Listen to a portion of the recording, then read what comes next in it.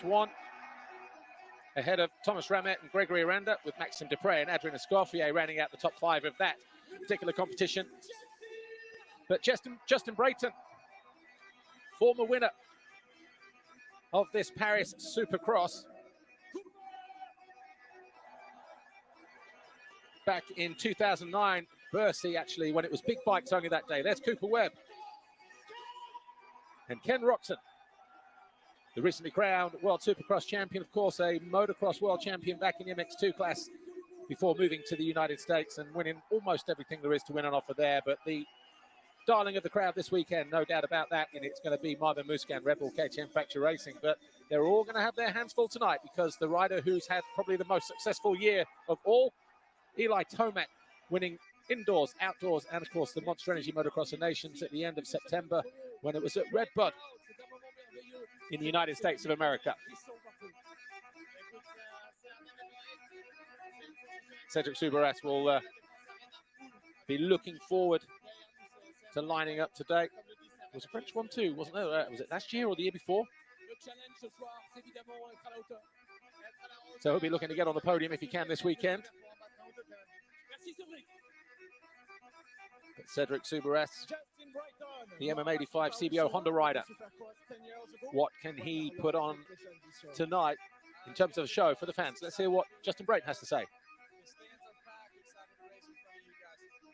Justin, il a gagné il y a 10 ans. L'objectif cette année, c'est d'aller chercher une deuxième couronne de King of Paris. Du bruit pour Monsieur Justin Brayton. Next up, Cooper Webb. Now near me, numéro 2, Cooper. It was a tough practice since some technical troubles. You were in France a few years ago. I'm sure you feel in a good shape today or not? Yeah, we're ready to go. We'll go race hard and put a great show on for these Paris fans. Excited to go race. Voilà, tout va bien, ne vous inquiétez pas. C'est vrai que je suis prêt pour la course et je vais faire une grande course, à n'en pas douter. Mesdames et messieurs, Cooper Webb. Ken, we are waiting for you since 10 years. You are with us now. What do you think about Paris? Oh, it's been absolutely amazing. I love that we have a sold-out stadium. The fans are loud and they love it, and so do we. Ken, on t'attendait depuis 10 ans ici, t'es enfin à Paris. Il adore le bruit, il vous a entendu, faites une nouvelle fois beaucoup de bruit pour Monsieur Ken Roxon. L'ovation évidemment pour Ken Roxon est intéressant toujours, et c'est un grand plaisir pour le public d'accueillir Ken. Et je sais pour vous, Marvin, que c'est un grand plaisir aussi d'affronter ces garçons que vous tutoyez tout au long de l'année sur les pistes US. La saison dernière, la compétition s'est bien déroulée, cette autonomie qu'il avait emporté face à votre meilleur pote, Cédric. Cette année, le challenge vous semble encore difficile. Ouais, c'est vrai que le challenge va être très difficile, mais là, ce week-end, on a un vrai Supercross de Paris, comme à l'époque, à Bercy, avec les meilleurs pilotes américains. Donc, je suis vraiment content pour les fans, qu'il y ait vraiment un plateau comme ça, et c'est un super entraînement pour moi, et il va y avoir des spectacles. Bon, je pense d'ailleurs que vous allez avoir une réponse tout de suite. Est-ce que par hasard, il y aurait ici à Paris quelques supporters de Marvin Musquin? There will be a lot of support for Marvin Musquin and the Red Bull KTM as he looks to win once again here in Paris. Victorious last year. But we'll listen to hear what Eli Tomac has to say ahead of his 2 nights of racing here. Good reception, actually, for the American. And why not the most dominant rider in Supercross this year?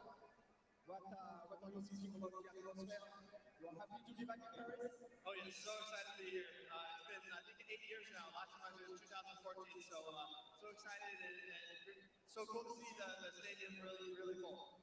Ok, bah, je suis très content bien sûr d'être de retour. J'ai gagné il y a 8 ans déjà. Il y a une atmosphère incroyable, le public est très chaud. Donc il est super content d'être avec nous. Montrez-lui une nouvelle fois pour tous les riders qui sont là. On va vous demander de vous lever. So the main protagonists have been introduced to the fans here then. And Eli Tomac, who was last here in 2014 and was victorious that weekend as well. Back to see if he can do it again, and probably the best version of Eli Tomac we have seen so far.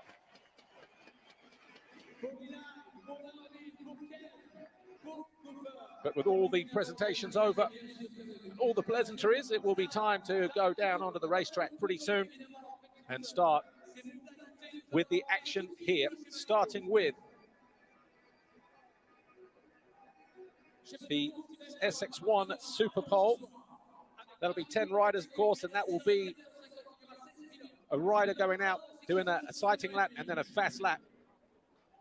It doesn't really have any bearings on gate position, or it never used to, but then every year we've done Paris, it seems to have, the rule seems to have changed every single time. 1 minute it does, then it doesn't, and then, but anyway, it's all about the show, and Super Pole is definitely something that is up there in terms of its high speed, its drama.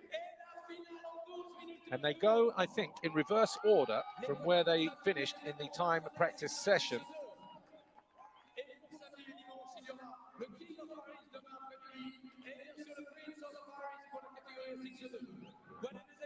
And in the time practice session earlier, Justin Brayton was quickest with a 42.768 second lap.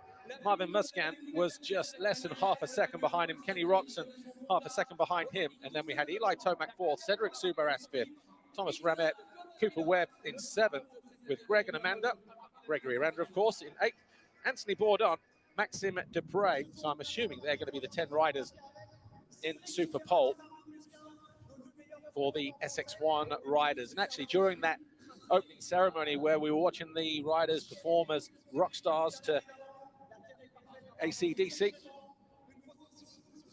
this is the lap of the track, by the way, over on the back end of the circuit, through the right-hander, over the whoops. Then look, 12 or 13 whoops, and watching them out there today, it's going to be a gnarly old place. Going to be easy to make mistakes. There's the whole shot line as well, because that turn doubles up as the first turn. You can quad into this bottom corner here, and then through here there's a couple of on-offs, and again you can also quad and then single through the next turn. Depends. There's quite a lot of scope for different rhythms out on the racetrack, as we can see here from Subaras and Marvin Musquin just ahead of him. You can wheel tap before the finish line jump. This is the final turn, the left-hander that also doubles up as the first corner as well. A long start straight here at Paris. So I'm assuming then that the 10 riders that will be in Super Pole, starting with Maxime Dupre, he'll be looking to improve on his 45.782 time. He may just do that, but he's got some way to go to eclipse Justin Brayton, who put that on pretty much his final lap, 42.768. Riders have made their way down from the finish line jump just behind the start line area. That's going to be the holding area for the riders as they prepare for this Super Pole session.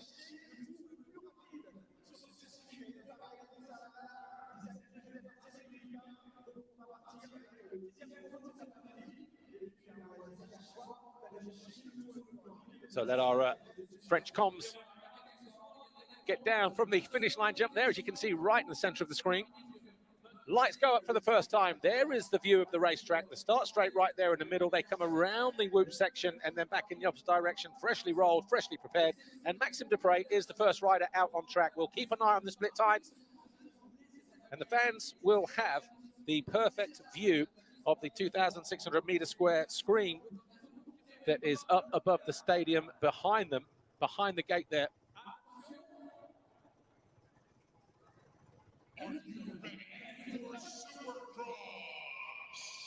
Maxime Dupre, former Prince of Paris.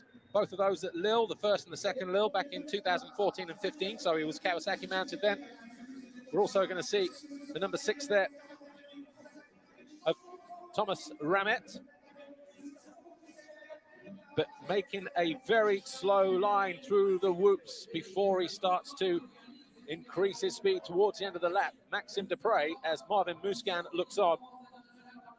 So you can hit that and quad all the way into the corner. Rider's able to triple through here as well, and you'll see the different variations. And if you get it perfect, obviously that will go some way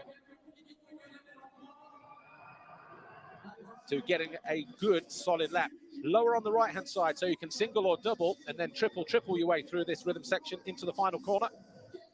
Right, Maxime Dupre then getting ready. Wheel taps his way into the finish line jump. The clock starts now. And let's see what the lap will be at the first split. And will it be any good? through the whoops. He fell in the whoops during the time practice session earlier today. Gets through there, no problems this time around though. There you see, triples his way in and then quads his way into this second corner. Triple, and then hops on, hops off, and then he'll double his way through here. Yes, he will. Holds a nice tight line to triple his way into the next right-hander. And just takes the high line, but only decides to double, but then triple towards the end of the lap. First sector was 23.96 and the overall lap of 44.5. So there's work to do there then.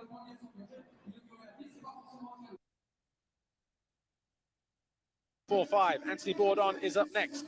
So we'll keep an eye on the first split, 23.9 and a 20.6. Overall time, 44.56 seconds for Maxime Dupre. But this time around, it's Anthony Bourdon into the whoops.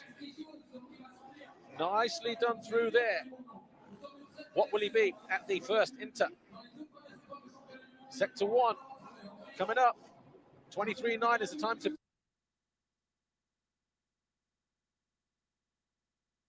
Dupre, if they are going to line up in this new starting positions based on their Super Bowl times, then of course Maxime Dupre looks like he's already gained a position over Anthony Bourdon. 44.5 is the time to beat. Not going to do it though. Maxime Dupre still on.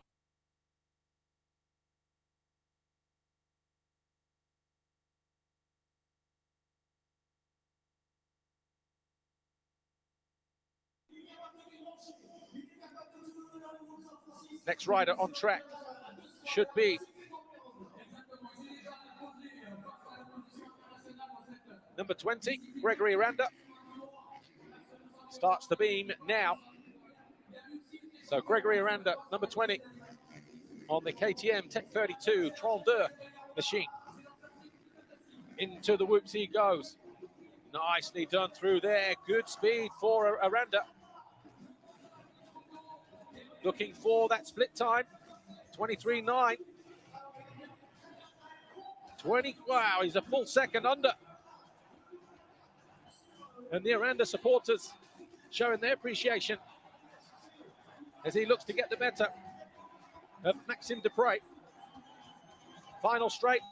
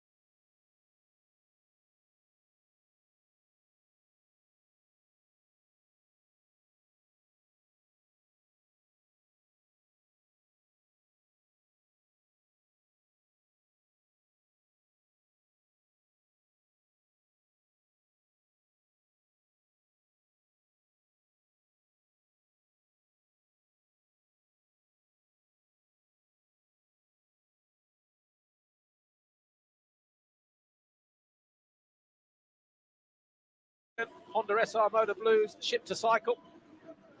Thomas Doe, meanwhile, in 4th place. He's lost ground to Jace Owen as we focus on this battle between 5th and 6th place. The number 67, Colin Park and Lucas Ambert on the Yamaha. Again, he tries to have a nudge, and it costs him some time this time around as Brice Malin tries to go through, and so too does the 102 of Matt Moss, the Australian on the Kawasaki. Oh, 3 into 1, just about goes, and it works. Or does it? Well, Matt Moss, the benefactor. Ambert got caught napping. He made that mistake. Brice Malin then lost positions. Matt Moss caught them both napping, and he's going to go from 8th place to 6th position at the end of this lap. We are on the final lap. And Chris Blos, 3 seconds clear now. There he is, your race leader, number 66 on the Bud Racing Kawasaki. Yanni Asuti is 2nd. Jace Owen 3rd. Thomas Doe is 4th. Colin Park 5th. Matt Moss, Lucas Ambert, and Brice Malin, M-A-Y-L-I-N.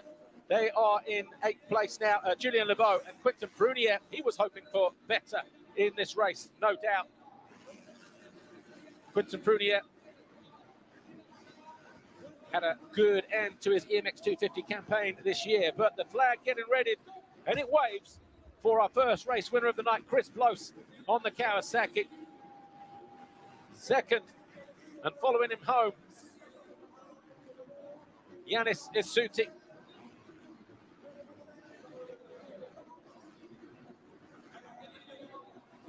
Kawasaki 1-2, Jace Owen 3rd for Honda, followed by Thomas Doe and Colin Park. Matt Moss takes 6th, Lucas Ambert 7th, Brice Malin, Julien Lebeau, Quentin Prunier rounding out your top 10. Then we're going to have Kevin Ballinger, Justin Starlin, Hugo Manzato, Nicolas Dercourt, Mikhail Lamarck, Maxime Charlier, Arnaud Aubin, Pierre Lotzi, and Enzo Polias.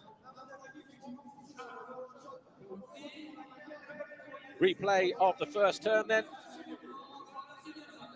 And the whole shot going to Yannis Isuti.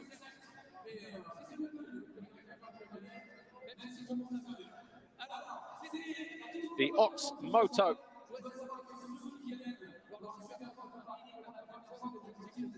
Whole shot.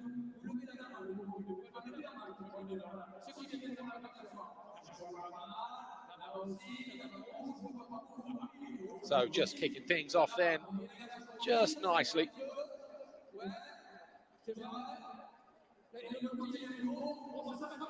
Here's how it finished in SX2, their first sprint race. A win at the end of those 7 laps for Chris Blos. Yanni Isuti 2nd, Jace Owen 3rd, Thomas Doe, Colin Park, and Matt Moss with Lucas Ambert, Brice Malin, and Julien Lebeau with Quentin Prunier rounding out the top 10. Then we had Kevin Ballinger, Justin Starling, Hugo Manzato, Nick Dercourt, Mikhail Lamarck, and Maxime Manzato. And the rest, as you can see there, Arnaud Aubin, Pierre Lozzi, Enzo Polias. Replay of the race then. Just looking further back, were there problems for some riders in the first turn, yes or no? Because as their riders passed under the Ox Moto line, everybody looked like they were safely through there, but it was Chris Blos who was explosive coming out of the blocks. And from there, he just built a comfortable lead and went on to win by 3.4 seconds. Yanni Isuti a little bit untidy as he was under pressure from Jace Owen, the 170 and the 401 here, as they fought over 2nd and 3rd place. And behind them, Thomas Doe and Colin Park.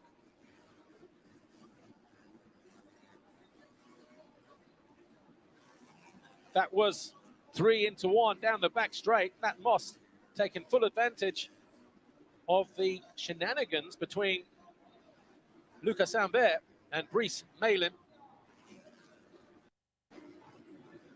None of it a concern, though, for your eventual winner, Chris Blos, who cruised to an easy win in race 1 on his Bud Racing Kawasaki. Yannis Isuti making it the Kawasaki 1-2, with Jace Owen coming home in 3rd. Right. Our first sprint race for the SX1 riders then. Lining up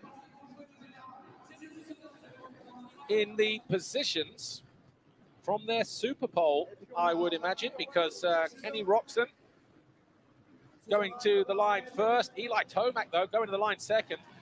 Surprisingly, Roxon doesn't go closest to the doghouse. He goes in gate 3. Brayton splitting him and Eli Tomac. Eli Tomac, what a fantastic season he had. He'll be up here joining us after this sprint race, actually, him and Marvin Musquin separately. But Justin Brayton there, Honda Genuine. He'll be coming up a little later on to talk to us as well. Greg and Amanda.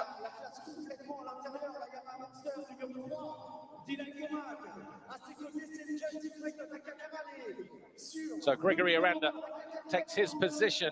What a fantastic time. What, Super Pole it was, wasn't it? 4th, he ended up ahead of Cooper Webb. Cooper Webb, former 2-time Supercross champion, AMA Monster Energy Supercross champion, of course.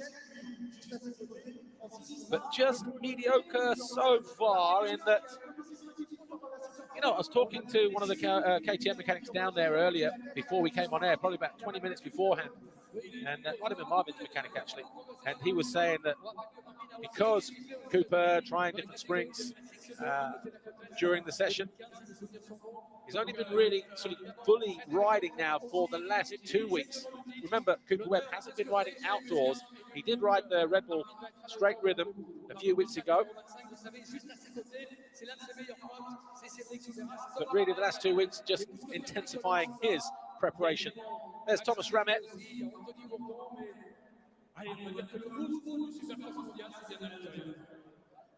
Thomas Ramette going to the line in 8th place, then Maxime Dupre and Anthony Bourdon. Then the rest of the riders as they were from the time practice session this afternoon. Julian Rosali, Kevin Morans, Johan Cross, Alex Ray, Hugo Bazaula and Adrien Escoffier. So 16 riders will be taking to the grid, and it's a mesh grid here. Don't forget, in Bercy, the 15th Bercy in Nanterre here in Paris. 15-second board is already up. Music cranking all around the arena here. Fans on their feet. The atmosphere absolutely electric. Who is it going to be then that gets into that first turn? Tomac over on the right-hand side. Number 3 commands the inside line. Justin Brayton alongside him in the blue. Roxon is in 3rd place. Musquin in 4th. So we have 4 big hitters going into turn 2. Musquin down the inside. Goes from 4th to 2nd immediately. Loses out on the exit. He's now got to deal with Roxon as Brayton goes through in a second. Roxon there just getting hung up with Aranda in the orange helmet. But it's Tomac who leads the way. Getting ready to hit the line for the first time. Eli Tomac it is who leads from Justin Brayton. Marvin Musquin and Ken Roxon, nothing in it between those two. Into the woods. These are only going to get tougher as the night goes on, as they break down. They may get fixed during the intermission periods of the evening. But Musquin in 3rd. Coming towards us now behind the rider in blue, Justin Brayton, number 10. Roxon just losing a little bit of ground there in 4th. Aranda 5th, Webb 6th, Subaras, Ramette, Johan Cross and Anthony Bourdon.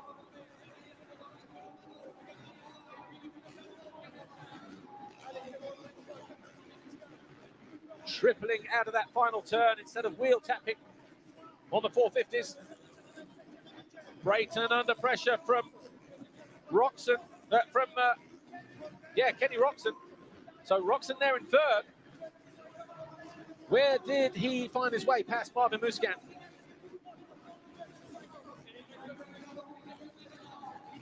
Through the whoops. Or did he go too defensive? Yeah, he just kind of didn't get the drive there, Marvin Musquin, look. And that may have just been the moment as we look at Tomac through that whoop section.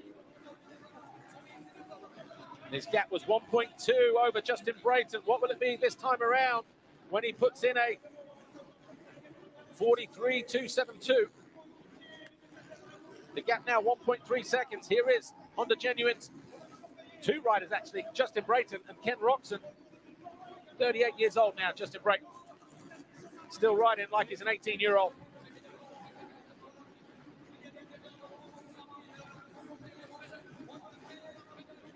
Roxon looking to attack his teammate. Gap opened up, Ivan Muscan. Just losing a little bit of time, the 3-time King of Paris.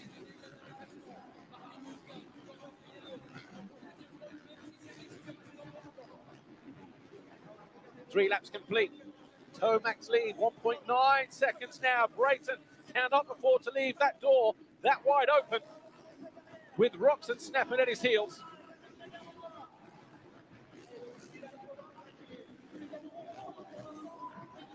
Muscan, Webb, those two about 1.3 or 4 seconds apart in 4th and 5th place. Then we got Subaras, Aranda, Ramette, Dupre, Kevin Morans of the US on the KTM. Getting closer again, Roxon, as he bears down, and that gap is coming down between Tomac and Brayton.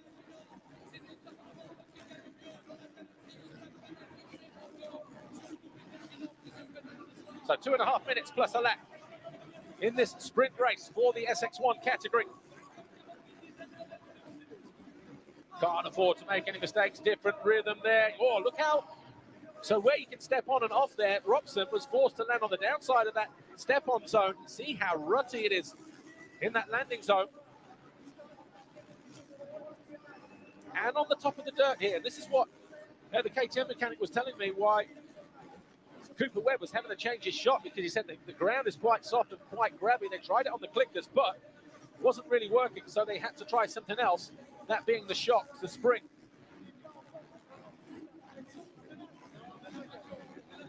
Roxon over on the backside, that's the straight opposite the first turn, where Marvin Muscan in his Super Pole messed up coming through there. But 1.5 minutes plus a lap to go. Things have settled down. Tomac continues to lead. He's now 1.6 seconds clear of Justin Brayton.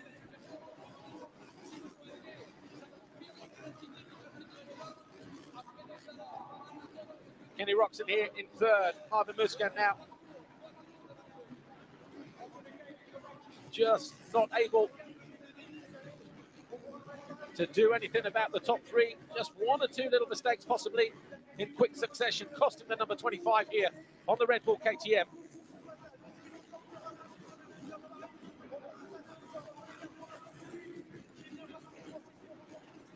See how the riders are just starting to labor a little bit through the whoop section. Good drive early on, but then difficult to maintain it from beginning to end. Remember, 12 or 13 gnarly whoops out on the racetrack. Brayton about 2 seconds behind Eli Tomac. 30 seconds to go. Just under that as he hits the finish line. So we're going to have 2 laps to go then. Justin Brayton, solid as he goes in pursuit of what would be a 2nd King of Bercy title. Solid through the whoops. So triple and then quad.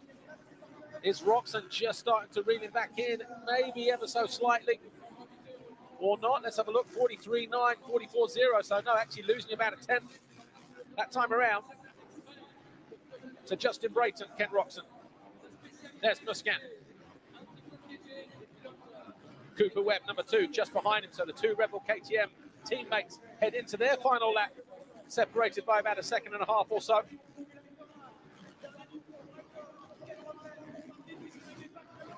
But Eli Tomac more than 2 seconds clear of Justin Brayton.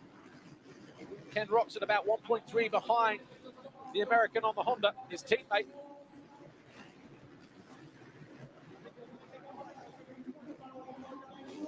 Doubling in, followed by the triple. And then locks into that inside. Double, triple, triple for Eli Tomac. Final turn, checkered flag being readied. And it's going to be a win in the sprint race for Eli Tomac. Justin Brayton takes 2nd, Kenny Roxon 3rd, Marvin Muscan and Cooper Webb ran out your top 5.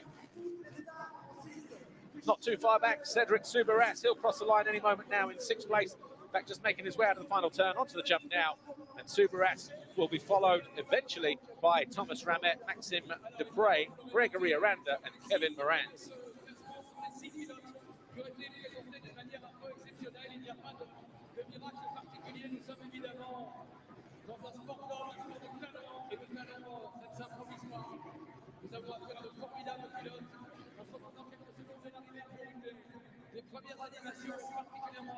Who took the Ox Moto whole shot? Well, there you go, Eli Tomac. www.oxmoto.fr. All riders over the line then. See some slow-mo. We'll give you the updates in a few moments. The official result, of course. But let's just enjoy some of these fantastic images from our on-site crew. The Riviere.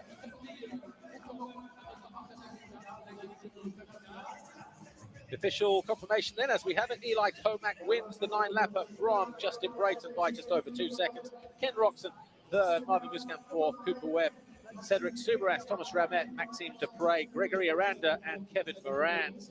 Then, rounding out, we had Julian Rosali, Anthony Bourdon, Johan Cross, Hugo Bazzaula, Killian Bolt, and Alex Ray.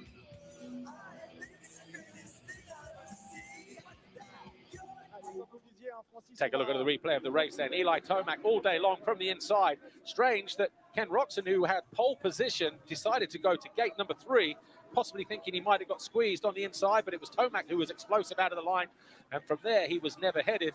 That was Marvin Musquin going from 4th to 2nd briefly, but before being pushed back to 3rd as Brayton went through, and then he lost out to Roxon as Roxon moved into 3rd and set about Justin Brayton. Things were settling down after that, but once those little mistakes had crept in, Marvin Musquin just lost a little bit of ground. And then he found himself coming under a little bit of pressure from his teammate, Cooper Webb. Webb, though, had to settle for 5th behind Marvin Musquin.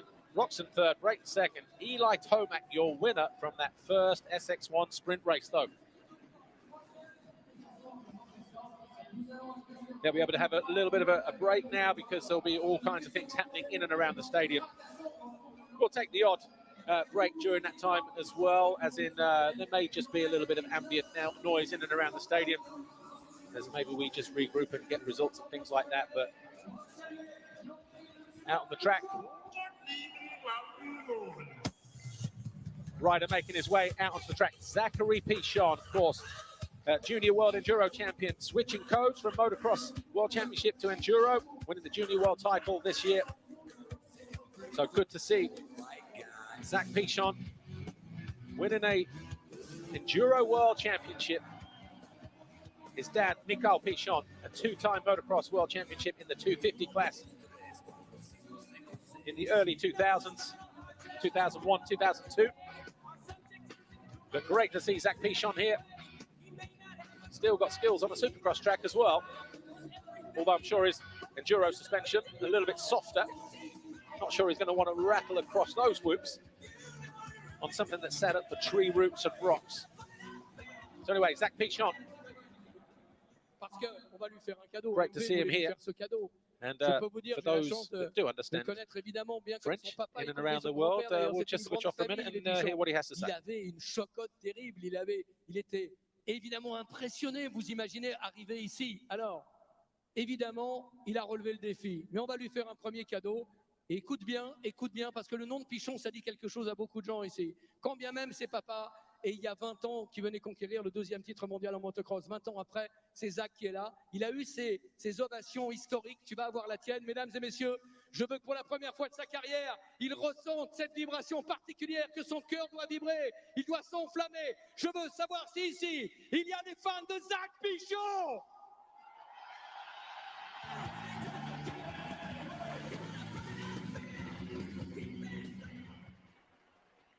Voilà, Zach, c'était un petit clin d'œil. C'était pas dans le script, en fait, hein, pour être honnête, mais nos amis de chez AMV se réjouissent, évidemment. Ils ont cru en ton aventure. Et puis, je pense que le contrat est rempli. Au-delà de ces expériences particulières que tu as connues avant, tu as une carrière en motocross, tu as fait du S, tu as touché à tout. Et puis, visiblement, l'enduro, ça marche. Et ouais, franchement, cette année, je ne m'attendais pas. L'enduro, je suis passé cet hiver et c'est vrai que cette année, c'était une belle réussite, que ce soit en mondial ou même un peu en championnat de France. Mais en tout cas, ouais, je voudrais remercier MV d'avoir fait participer à cet événement. Cette année, il y a un super plateau en plus avec des pilotes que je regarde depuis que je suis gamin, dont je suis super fan. Et pouvoir rouler un peu là, sur cette piste le même jour qu'eux, c'est incroyable. Merci Isaac. Et puis j'ai encore une autre bonne nouvelle, puisque AMV ne voulait pas que tu sois le seul récompensé, tu as eu ton cadeau. Et je rappelle que si vous faites un petit tour sur les réseaux sociaux du côté d'AMV, que ce soit sur l'ensemble des réseaux sociaux, il y aura plein de cadeaux à gagner. Et regarde, voilà un maillot dédicacé, un maillot de championnat du monde pour les invités, les gagnants des concours AMV. Alors rendez-vous sur les réseaux sociaux avec AMV, notamment du côté d'Instagram. Je crois qu'il y a encore plein de cadeaux à gagner pour chacune et chacun d'entre vous. Ça va, vous êtes pas mal vous, hein? Ça pourrait être pire, hein? Pas mal. Vous venez d'où? Maurice de Paris, papa. Vient de Paris. Et toi? Paris aussi, 4. Personne n'est parfait. Non, mais 94, c'est pas Paris. Hein. Je te rappelle que c'est le numéro de Roxane. Alors, s'il te plaît, ici, 94. Et toi? Du 94, Chevilly-la-Rue. Yeah. Ah ouais, Chevilly-la-Rue. Eh, là, c'est du dur. Là, c'est du solide. Ça, c'est du tatoué, madame. Bon, bravo en tout cas à toute l'équipe AMV. Je rappelle, rendez-vous sur les réseaux sociaux. Zach, bonne fin de carrière, évidemment. Il y a encore beaucoup d'années. On rappelle que tu es encore tout jeune. Tu as commencé très jeune, comme tous les crossman. Et tu as une belle 10 ou 15aine d'années devant toi dans l'enduro. Ça y est, c'est sûr, tu restes dans l'enduro maintenant? Ouais, c'est sûr. L'année prochaine, je passe du coup en élite avec toujours avec MRPRO. Donc, ouais. C'est vrai que j'ai abandonné le cross, mais j'ai trouvé ma voie en enduro et je regrette vraiment pas. Je peux même vous faire un petit clin d'œil. Il y a quelques années, il avait arrêté la moto pour jouer au tennis. Vous voyez, c'est pour vous dire. Mais il s'est dit, bon, les raquettes, c'est pas un sport d'homme, ça, c'est un truc qu'il me faut. Ouais, voilà, il faut que je retourne à la moto. Un petit clin d'œil et vos applaudissements encore une fois pour Zach Pichon et AMV.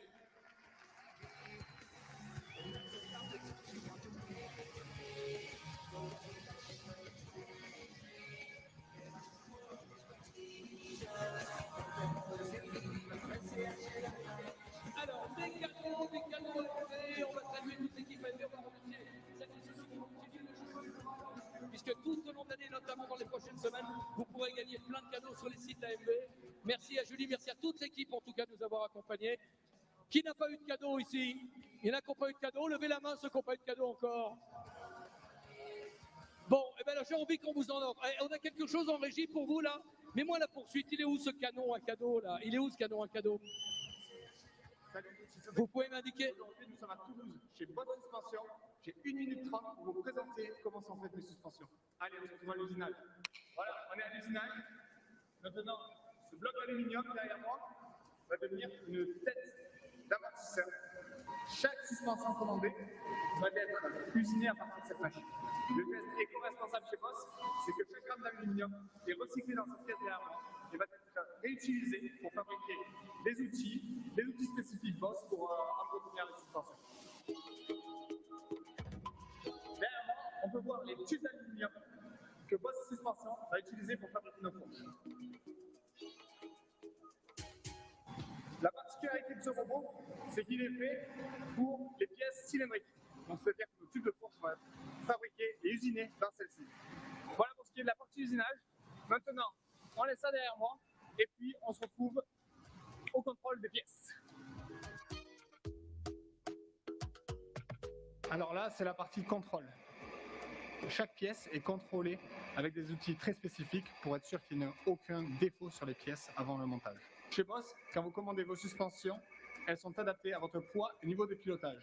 La machine derrière moi prépare votre stitching pour l'incorporer dans votre suspension. Derrière moi, ce sont les ressorts qui sont stockés. Maintenant, la prochaine étape, c'est le montage. On va aller derrière les ateliers. Chaque fourche que vous allez commander sera montée sur ces mêmes ateliers. Maintenant, votre produit Full Made in France est terminé. Direction l'expédition. Voilà, prêt à partir. Non, en vrai, je les laisserai faire le colis parce que sinon, je vais encore tout arracher.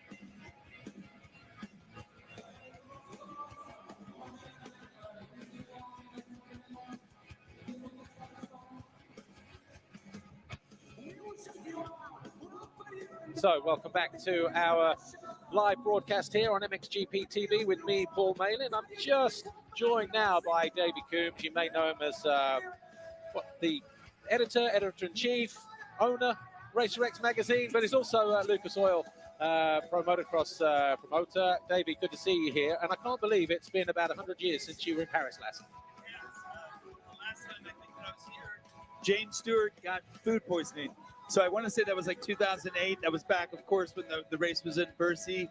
But, you know, it's changed so much, but it's still the same. It's got great energy, a lot of fun. It's great to see Eli and Kenny and Cooper and Marvin and all them out there. And, yeah, just a great night for racing. And what a cool stadium. Never been here before. So you went to Bercy. You didn't go to Lille, Nope. where we were there for just the 3 years. Different vibe altogether, but fantastic atmosphere. Around 30,000 in tonight, believe it or not. And it has the capacity for 40,000 for rock concerts. But as you said, probably a vast improvement over Bercy. Bercy had atmosphere, though, didn't it? Like no other. There was no empty seats at Bercy, even on Sunday.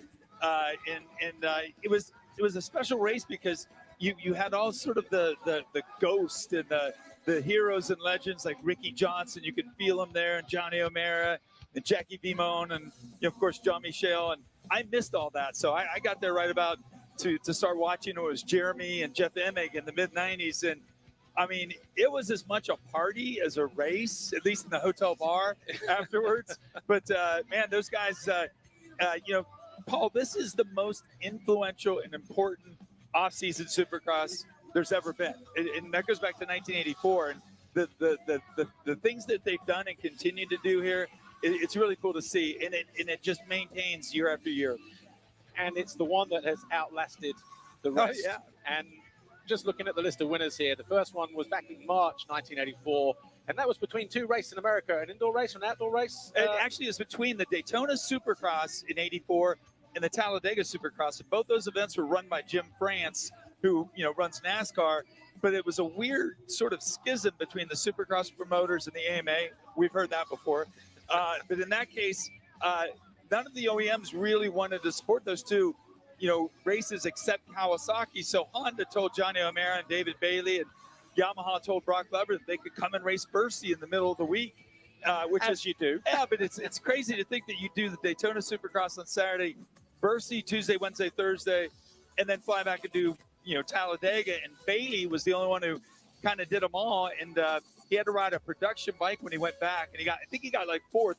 But he is the first king of Bercy, and history remembers that a heck of a lot more than who won Talladega. Absolutely. And Johnny O'Mara, because they had two editions in 1984, so end of the year, they came back. Osho won that one, and he won back-to-back as well, because when it was in its eventual place at the end of the season, 1985, he was a back-to-back winner, the first to do that. Bailey won again in 86, and Ricky Johnson. And when you look at the list of winners, from the first 13, 12 were on Honda. The only rider to kind of break up that domination was Jeff Ward on a Kawasaki, 1988, when he won the sixth edition. Yeah, you got to wonder, is that why John Michel Bale loved Honda so much? Probably. But yeah, JMB, what a great rider around here as well. 90 and 91, two-time winner around here before he decided to go off into road race and all the rest of it. He's here this weekend. I saw him, and you were talking about how this race outlasts others. So I showed my wife Sabrina a photo of John Michel and I at a Supercross, and I'm looking at it and I'm trying to figure out, it was Tokyo. Remember that? Yes. They used to do Tokyo, Osaka, Barcelona, Madrid. What I remember about Tokyo was Damon Bradshaw. Did he win it? 15 years old or 16 years old or something? That was Osaka in 1988, and yeah, he was a true 15. Just turned.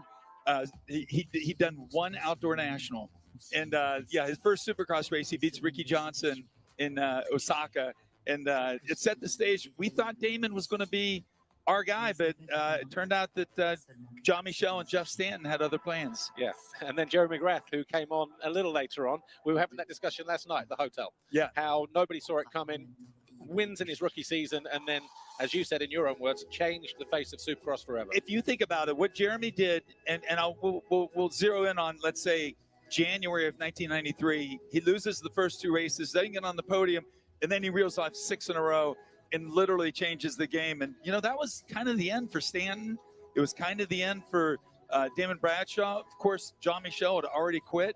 That big changing of the guard. Jeff Ward retired, and Jeremy was on easy street for a long time. It took some mistakes of his own, and then Jeff Emig to have a career year in 1997. Otherwise, we'd have an 8 times in a row Jeremy McGrath champion. Yeah. What have you made to the racing here so far? Because when your last visit was Paris at Bercy, a much smaller stadium, probably holding around 14, 15,000 people in that kind of capacity. This place is more in keeping with a normal size Supercross track, you think? Nice long start straight, good long whoop section, good size triples and things like that? Yes, and because there's not that much traffic, at least not so far, very smooth track, so the guys are having fun out there. And, for Eli, for Kenny, for Justin, they've got a lot of work to do come January. So I expected them to go about 80%, but it looks like about 90% so far. And I have a feeling that this race means a lot to Kenny. It means a lot to Marvin Musquin. I think Cooper Webb is just getting back up to speed. He took summer off and, did some fun things, really, checked his head. But Eli, think about this. If he wins this race, you'd have to go back, I think, to Jeremy in 95 to have someone, or 96, I should 96. say, who won the designations, who won Supercross, who won Paris Bercy, and then the difference is that Eli won outdoors. Jeremy got beat in 96 in the last race by Fro, and one of the great underrated series of all time. But that's the kind of year that Eli's having right now. Yeah. And for him to have it at this age, it's pretty cool to see. And he's having fun. I saw him at breakfast this morning, him and his dad, and he was all smiles. He's having a fun working holiday. And actually, a lot of people commented.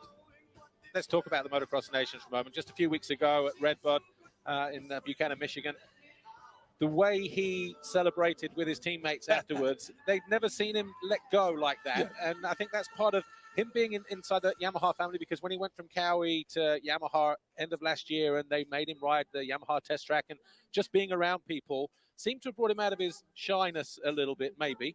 And then at the end of the year, just celebrating like that, it doesn't get to happen very often, winning a Motocross Nations, winning it at home. He let go. He looked like he enjoyed it. And he seems like he's a different Eli Tomac. Yeah. I think that if you go back and look when Eli switched from Suzuki as a kid to the Geico Honda team, he was there for 5 or 6 years. Then he went to Kawasaki, 6 years. You could tell he needed a change of pace. He's a different cat. The way he approaches things, he's very much by himself in the mountains a lot of times. But this year, you're right, the Star Racing guys sort of said, we want you to join the team. We want you to ride with these kids. We want you to, enjoy the last part of your career, because we know it's coming. But at the Destinations, you saw him on the opening ceremonies when they pulled him out in the pickup trucks. I thought he was going to get arm pumped waving that American flag. And I'm like, this is not the Eli from 2018. It was enthusiastic. Or any other year that he'd been there. And I kind of knew that spelled trouble. When it started raining, we all got a little nervous. But, like we were talking about last night, sitting with Mathis and Justin Brayton. Paul, that was incredibly important to American motocross, but it was also important to world motocross. Yeah. To have the Americans, not win for 11 years for a variety of reasons. First and foremost, man, the rest of the world's gotten really fast, especially in motocross. And just to have us have all that luck from 05 to 2011 and then no luck at all. Yeah. And we were long overdue, and you could feel it. It was very palpable, not only with Eli and Chase and Justin Cooper, who was, to me, the underdog hero of that whole thing. He doesn't get enough credit for going, 7-3 or whatever he did on that 250 on a muddy, big Redbud track. But, all three of those guys gave Team USA what we'd been missing. Not that the other guys don't go there trying, but it was everyone gelled together at once. And I was really happy for Roger and really happy for Team USA. And it's the one event that Eli hadn't won in his professional career, because he's pretty much won everything else, indoors, outdoors, in both classes. How important was it in terms of Team USA showing up next year in Ernay for the Motocross Nations? We would be there no matter what. Okay. I think that there are people in America, including like the AMA's Mike Pelletier, of course, Roger DeCoster, Renthal's Paul Parabinos, who really jumped in, Christina Denny, who used to be the Rock River manager and now runs, her plastics or graphics company. they made this a year-long project, and Roger can't. Roger's busy with Red Bull KTM and being the boss of North America, but no, we'd be an Erne no matter what. But this time we get to bring the Peter Chamberlain Trophy back with us. All right. Well, look, I'm Davey Coombs. Thanks for joining us here in a moment. I'm just going to bring in two riders here, the first of which, just really quickly, Eli Tomac, because both of them just arrived at once, so we'll get 5 minutes with Eli, and then 5 minutes with Marvin Muscan. So, Eli Tomac, welcome to Paris. First time here in a long time, 2014. How's it feel to be back? Oh, it's nice. This place has great energy. I don't know, they get the pom-pom things, and yeah, you know, it's a loud crowd, so it's a lot of fun. I had no idea you could play guitar like that. No, trust me, I can't play guitar. They made it look good. They got some good video editors. The last time I think you were in was it Lille when you were here last? How does this stadium, this track compare to the arena and the atmosphere here so far? I know you've only had that one race and that Super Bowl. It's good. This is pretty full. I would call it full size compared to our American Supercross. So it's a real legit track. One thing that's unique about here is this clay is unbelievably sticky. So the traction's like at 100% at all time. Is it a good place to come and just get an early test in terms of settings for next year, based on the fact that it's a similar size track to what you're used to back home? Normally, yes, but for now, this is my last race on my 2022. Sure. So after this, close the book on the 22, and then I go back home and start working on my 2023 motorcycle. All right, we can't not have you in here and not talk about the season you had, indoor, outdoor motocross of nations. Which one of those ranks highest this year? They're all great in their own way, but I'll tell you what, Motocross of Nations, that was a feeling like no other. That was a lot of fun. And what's cool about that event is you get that feeling with all your teammates, right? All year we're racing just for ourselves, you know, as normal. But that one, it's like, it's cool when it's a team effort gets it done. Super Bowl. Team as in riders. I mean, obviously there's team all the time. Well, I mean, Motocross of Nations, obviously you spend all year battling with Chase Sexton. We know how the Nations works. All year you're racing against that person or those guys, and then this year you're working with them. How was that experience for you? Because it had been a couple of years since you'd you'd represented, but you came back, you did America proud, all three of you. But how was that experience? You know, having to gel with, I guess you have a little bit of a closer relationship with Justin than Chase, but you know, how did that dynamic work? It worked fine. Yeah, I mean, even though me and Chase went to the last moto there, it was no problem. It was all hands on deck. Same with Justin, and I don't know. It was just we had good energy the whole weekend, and there was nothing funky, nothing weird. So it was good teamwork. Cool. And then obviously next year, then preparations. How much testing have you done on the 2023 450? Because it's a new model, new bike, new everything from the ground up. Have you had to start right from zero again, or are there some things that you've been able to utilize? I would say we kind of bolted on our old settings, right? And then there's some fine tuning involved. I don't know, you probably get 70% of your old settings out of it, but there's definitely some things that you need to change. What's great about that bike is there's a lot of weight taken off of it, so that's a great positive about it. And but with that being said, that does have to make you change, the way the balance is of the motorcycle. All right, and obviously here for 2 nights, full sellout tonight, 30,000. Tomorrow, almost sold out, I think. But looking forward to it. And have you had a chance to revisit any of the touristy locations here, or is it just arrive and drive? We went downtown last night, so we saw the Eiffel Tower, walked around, got in the mix with everyone. So it's a beautiful city, and it's definitely a joy to see. All right, well, look, Eli Tomac, I'll let you go on because I'm not sure if we're running ahead of schedule or behind schedule, but I don't want you to miss your next sprint race. All right, Eli Tomac, thanks for joining us in here, and all the best this weekend. Parce qu'il y a un cadeau magnifique qui a encore une fois été offert par l'un de nos partenaires. On va le remettre dans un instant. Mais je vous rassure, ce partenaire, c'est Oxmoto et Oxmoto.fr. So while we wait for Marvin Muscan to come in, and we've only got him for a couple of minutes here, I'm just going to really quickly touch base with Sebastian Tortelli. Sebastian, we seem to be trading guests here at the moment between ourselves here. We've just had a couple of races, a couple of sprint races, and also we've had the Super Bowl. What have you made of it so far? I mean, the Super Bowl was very interesting. I mean, I think it's a tough one for the guys, coming in all cold and, near and ride for 2 hours. And back into the race like that, that was like, wow. You know, for me, it was like a tough one to call. And the race was, I mean, you could see the three guys in front of the, you know, on the inside of the gate have a big advantage on the track. Yeah. And they get a good start. And right away, you know, when you get these three first position, then it's, you know, lock up. Were you surprised that Kenny Roxon gave up that pole position spot to the inside gate and went to gate 3 and allowed Eli to go up the inside? I was very shocked. You know, for me, it was like when I saw him go third, I'm like, what happened there? You know, he gave it to Eli, and then right away, you know, Brayton came on the second spot, and that was the first two guys who were there in the first corner. Just talking to Eli Tomac a moment ago, he said that the ground was, you know, is soft, but traction is on point. A little bit soft in place. You can see some of those ruts. How do you think the track will deteriorate as the day goes on? In fact, hold that thought. Oh, yeah, go real quick because Marvin's almost done. No, I think the guys are working pretty hard on the track. So you will have it, you know, great for all the time. And there's enough, you know, intermission to get it. I'll let you talk to Marvin. Cool. Thank you. Sebastian Tortelli. All good? So Marvin Muscan.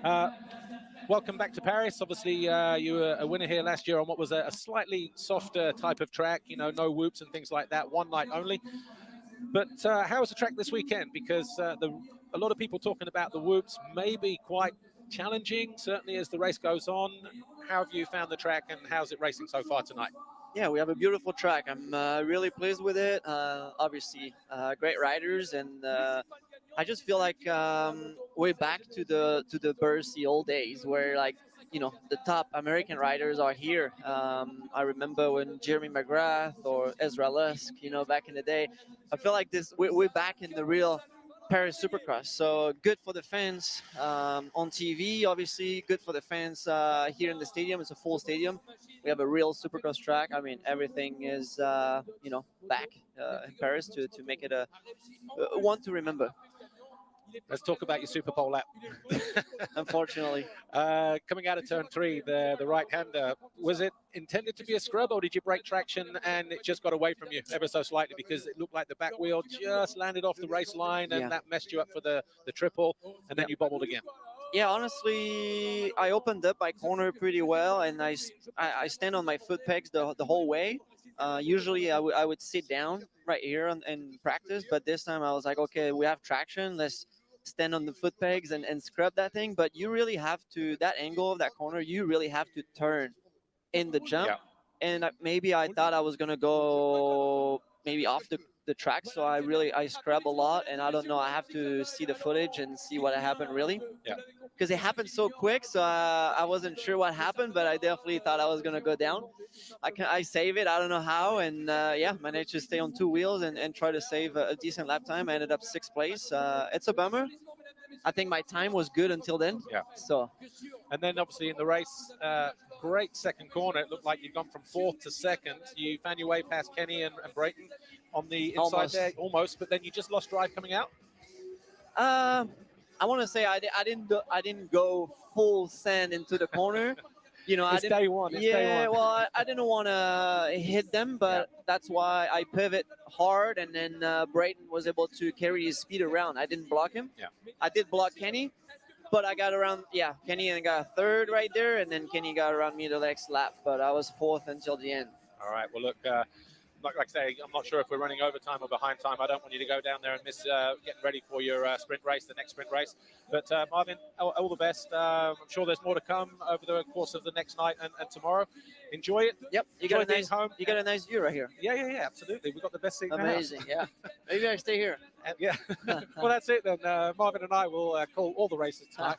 And also all the best with the upcoming birth of the child. Thank you so much. No problem. Appreciate it. I'll talk to you later. Marvin Muscan there, and I'm going to bring Davey Coombs back in actually, because we've got some FMX guys going on here, and obviously I don't want dead air there. I know Davey is a world of knowledge with all these tricksters and FMX and all the rest of it. But how cool was that, you know, just to get Eli Tomac and Marvin Muscan up here during the racing, during that intermission?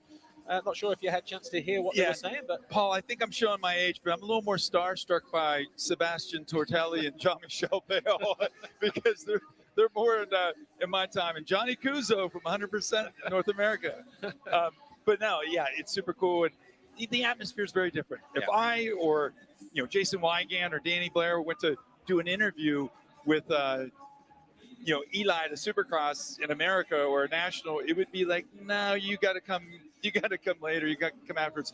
But I knew that he went downtown and went and ate by the Eiffel Tower. Eli, yeah, he's really taking advantage of the opportunity, and it's cool to see. He's becoming more Kenny-like, isn't he? Kenny obviously wanted to travel the world at the moment, yeah, apparently. Yeah. Well, and I thought Kenny would do better in that first race, but I have a feeling you've not seen the best of him yet.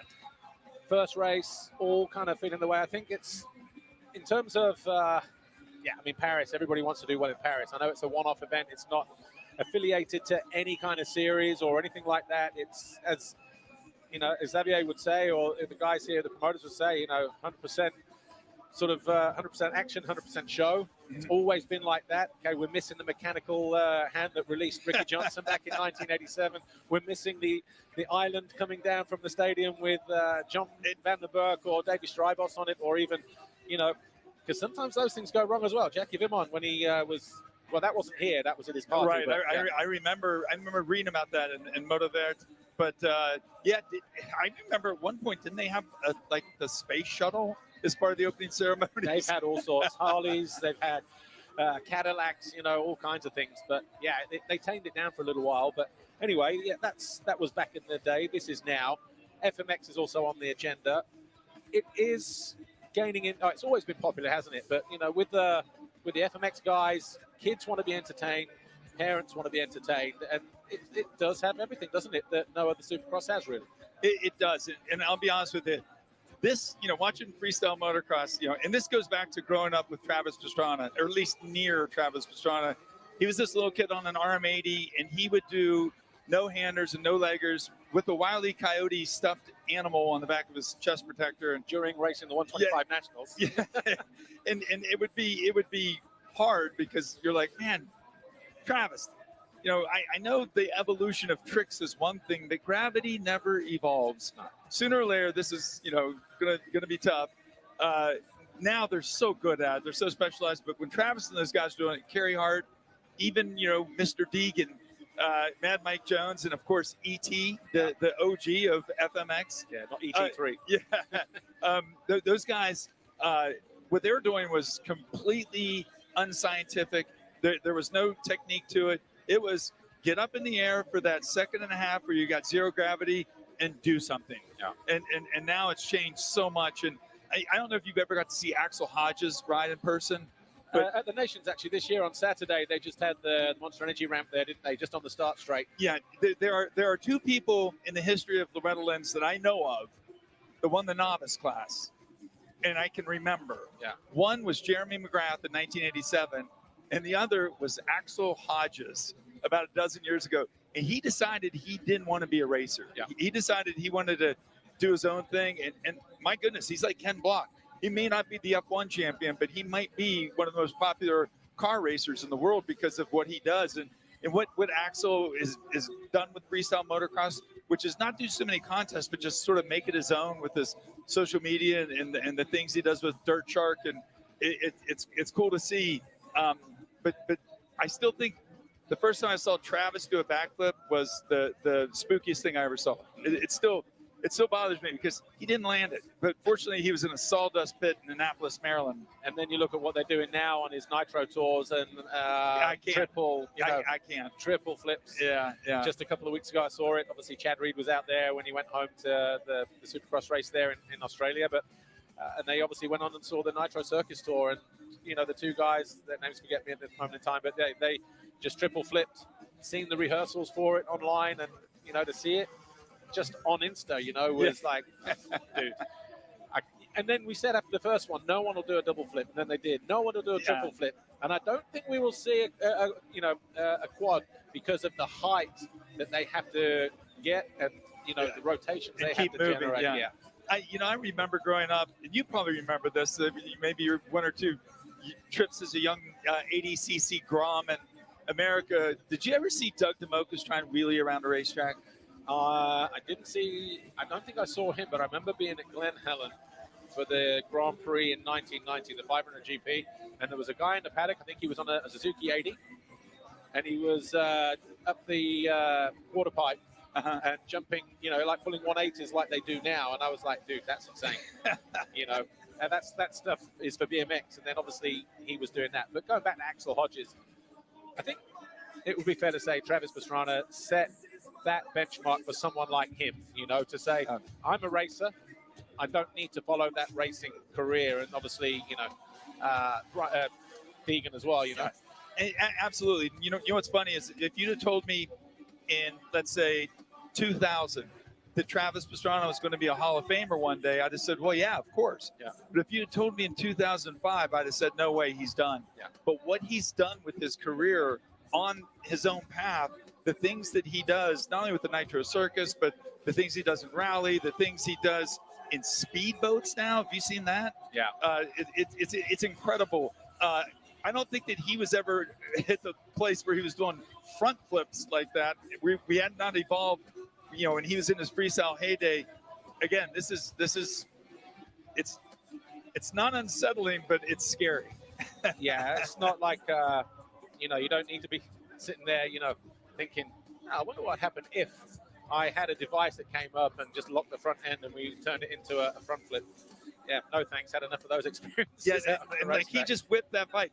You used to do that on your KX500, right? Yeah, occasionally. But yeah, insane, incredible. Landing, I think you have to back brake it in the air, don't you? There.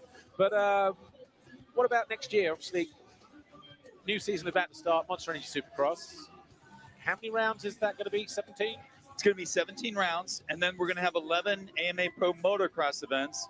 And then we have the 3 playoff rounds that culminates October 14th, the Los Angeles Coliseum, the Super Motocross World Championship, something new we're working on with Feld. Very excited about it. You know, we got together before COVID really hit, and then we had to be together to try and figure out a way, just like Infront did, just like every race promoter in the world did, to figure out a way to, you know, keep racing going so that you wouldn't lose your teams, your fan base, you know, all the equity that everyone had built over the years. And when we made it through, we got to the point where like, hey, why don't we try something together? We came up with the idea of Super Motocross. But what that entailed was like, we need to get a common rule book, because that was always confusing between AMA, FIM, AMA Pro Racing, and whatnot. We got a common TV package, so for the next 5 years, we'll be back on the NBC family. Domestically, you can watch it on Peacock. And then we put together a really cool package, supermotocross.tv. It's going to have all 31 races on it for $159.99 in the U.S. In U.S. dollars. You can't watch it in the U.S. It's anywhere else in the world, whether it's Antarctica, Australia, Ecuador. Yeah, you can watch it there. But in the U.S., we'll have a domestic package. But for your fans around the world that are watching, you know, Paris tonight, there is an early bird special. Just SMX 23 early, and that gets you, you know, 10% off, which is $30. They told me to make sure I mentioned that, and I was like, I'm not going to remember that. Mention what? Supermotocross.tv. Because after being a rough year in the streaming world, trust me, it's so good to have not only a great international package, but a great domestic package. So it's going to be a lot of fun. I think the fans are going to love it, both in America and all over the world. And you know, it's going to be fun. And then I'll see you the week after at Ernée with the Peter Chamberlain Cup. Absolutely. And yeah, well, Motocross of Nations is a week after our final round at the moment, you know, Matterley Basin. So a couple of races in October to look forward to. Yeah. But obviously, yeah, over the course of the weekend, we'll talk about MXGP, of course, and when everything starts and finishes. But yeah, you know, Ernée, back to Ernée. If you could select, because I don't think at the moment Eli is down to ride outdoors at the moment. Could that change or not? It could, but you know what?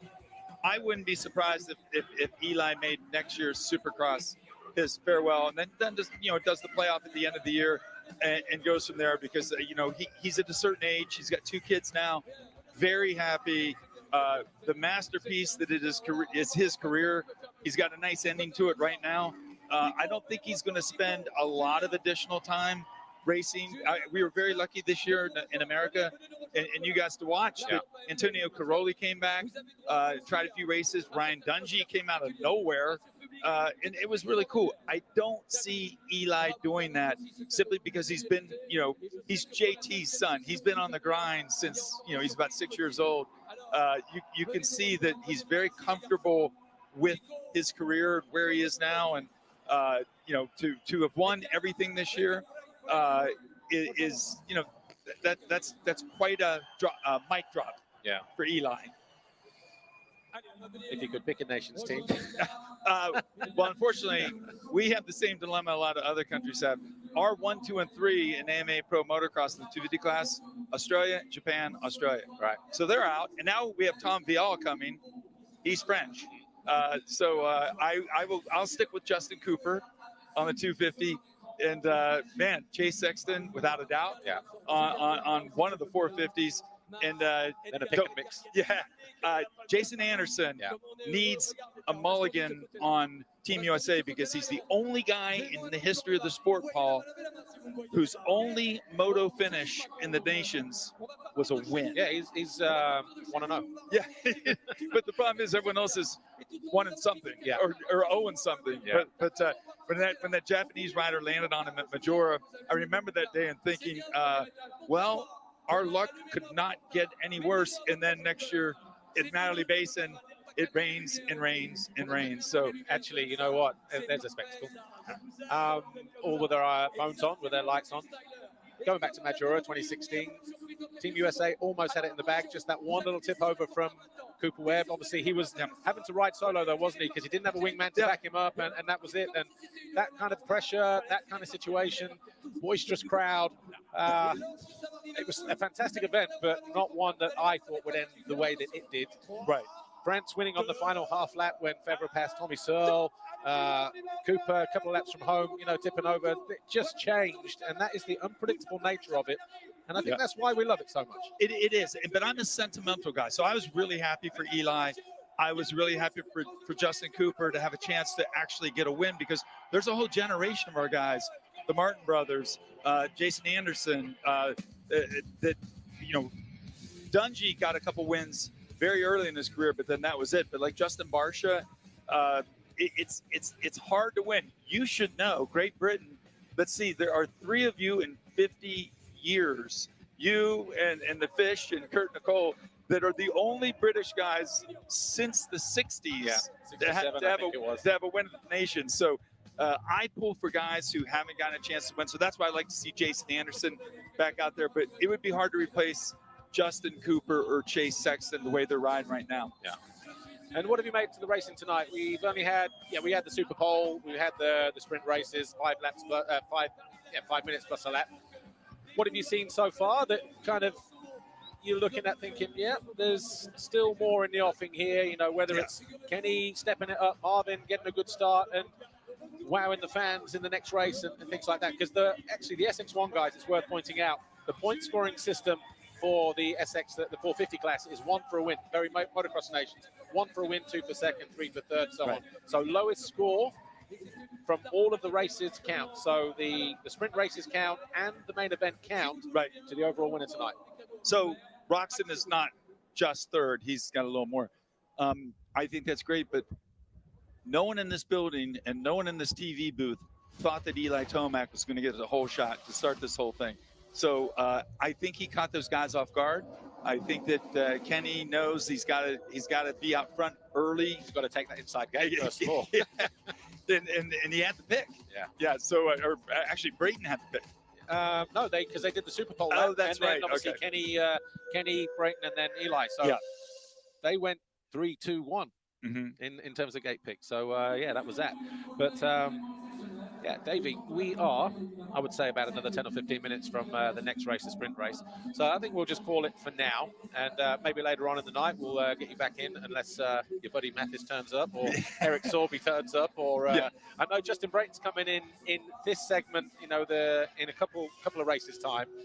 So it'd be interesting to hear what he has to say and all the rest of it, because he's a former King of King of Paris, I should say.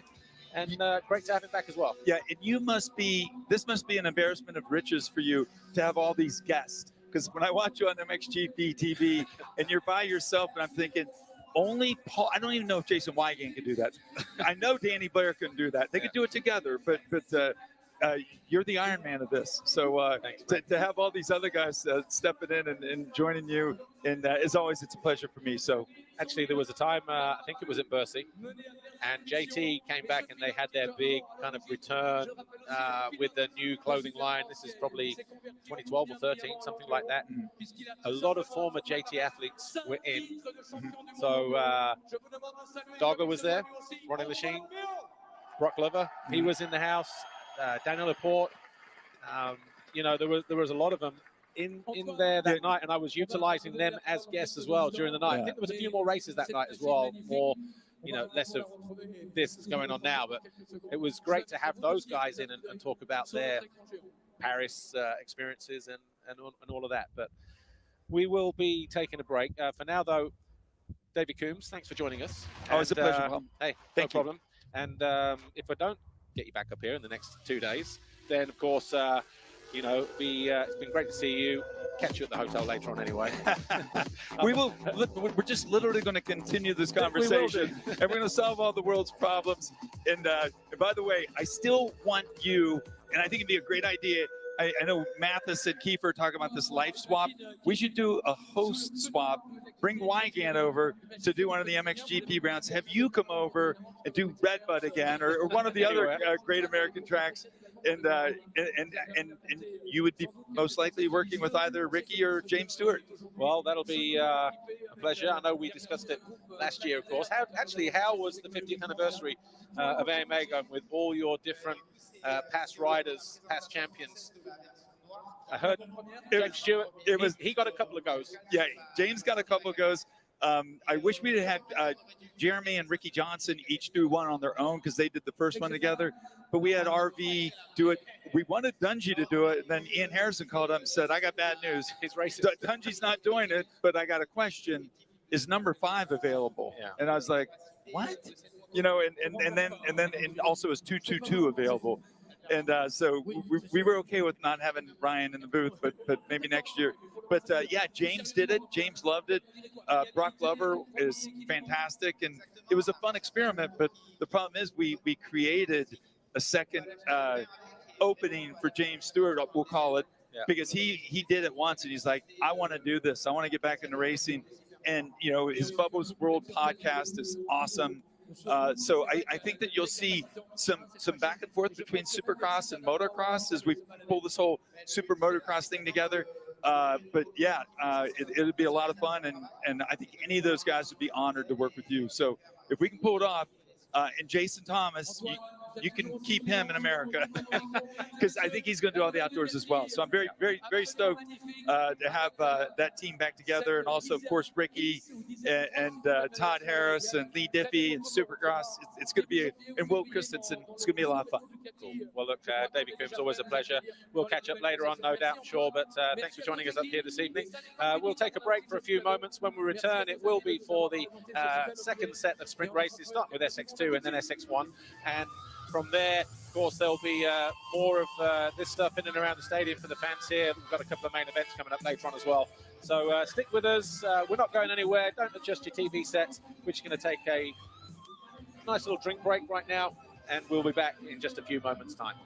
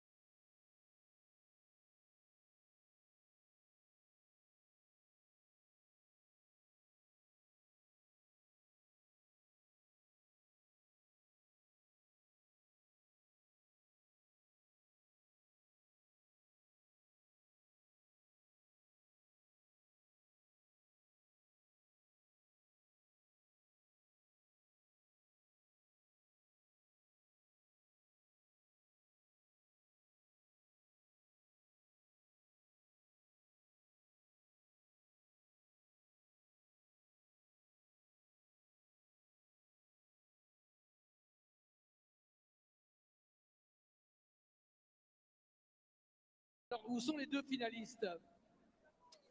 Il y a 3 finalistes, tout augmente mes amis. Tous les 3, vous êtes finalistes. Alors déjà, bravo. Voilà, ça c'est fait, hein, dans tous les cas. Alors, rappelez-moi la règle du jeu. Il va falloir reconstituer une sorte de montage mécanique le plus rapidement possible. Vous pouvez me faire une démonstration à blanc très vite. Montrez-moi à blanc une démo, vous. Oui, non, mais moi, je sais pas. Donc, montrez-nous avant, d'accord? Montrez-nous avant une seconde. Il faut que le public le voit aussi, voilà, parce que sinon... Voilà, 1, 2, 3, et ensuite, il faut tout visser, je suppose, ok? Voilà, donc c'est clair pour tout le monde. On l'a à l'écran, tout le monde a compris. Alors attention, on remet le jeu en position d'origine. C'est une sorte de totem qu'il va falloir monter. Quel est le premier? Vous avez le tirage au sort au lieu. Qui passe en premier? Vous avez décidé, les garçons? Il faut se décider. À l'unanimité, c'est toi, voilà. Merci d'être volontaire spontanément. Vous avez vu, il a été parfait. Hein. Tu t'appelles comment? Silvio, Tu viens d'où, Silvio? sud de la France, Bouches-du-Rhône. Tu viens des Bouches-du-Rhône, en Marseille, pas cher, des Bouches-du-Rhône. Allez, attention, Silvio. On va rapidement donner le top départ pour Silvio. Quand vous voulez, quel est le directeur du jeu? Là, il y a le chrono. Vous êtes bon pour vous? Vous êtes en place? Allez, c'est vous qui donnez le top départ. Hein. C'est vous qui donnez le top. Allez, c'est parti. Première. Voilà. Perdu quelques secondes. La pression, évidemment. 25 000 spectateurs. La visseuse Milwaukee, qui, elle, ne connaîtra pas la moindre défaillance, bien évidemment. On regarde le chrono, on déroule combien? On est à combien? 23 secondes. 24. Allez, on encourage. 25. Allez, top chrono. 27 secondes, 57 centièmes. 27 secondes. Allez, on enchaîne. Le deuxième mécanicien. C'est toi? Tu pars en second? Yes, tu viens d'où? Nantes. Tu viens de Nantes. Tu es sûr de toi? Tu avais l'air d'hésiter. Non, de Nantes. C'est quoi ton prénom? Julien. Allez, Julien. Julien de Nantes. Allez, Julien de Nantes, 27 secondes, 57, je crois, si ma mémoire ne me trahit pas. À battre, attention, monsieur le directeur de course, c'est quand vous voulez. Vous laissez le concurrent se préparer. 27, 57, c'est parti pour Julien. C'est pas mal fait, ça, Julien. Il maîtrise là aussi. Il a bien négocié le deuxième empilage. Maintenant, il a pris tous les boulons, en l'occurrence. Hein. Avec la visseuse, on était à 27. J'ai l'impression que ça va un peu plus vite. S'il ne fait pas de bêtises à la fin, ça devrait aller. Ils se sont qualifiés cet après-midi à l'occasion des Jeux organisés. Oh, il est en avance. 20 secondes, 81 centièmes. 20 secondes, 81 centièmes. Julien a pris la tête. Silvio a pris 7 secondes. Allez, attention. Et toi? Moi, de Fougères. Tu viens de Fougères. On est dans l'ouest. On n'est pas très loin de Saint-Jean-d'Angély, d'ailleurs. Et des anciens Grands Prix. Et tu t'appelles? Damien. Damien. Allez, Damien, c'est à toi. Damien, tu te rapproches du directeur de course. Damien de Fougères, on a Nantes. Et on a les Bouches-du-Rhône. Parce que pour Nantes, c'est plus... Comment les gens de Nantes, ils n'ont pas un accent très identifiable. Par contre, les Bouches-du-Rhône, ça c'est plus facile à imiter. Voilà. Quand vous voulez, les garçons, c'est vous, monsieur le directeur de course. Attention, on y va. Milwaukee.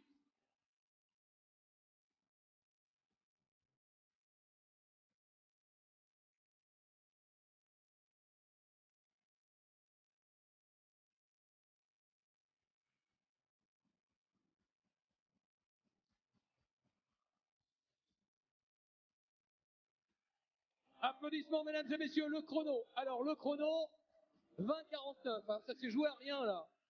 Qui est le vainqueur? Ça se joue à rien.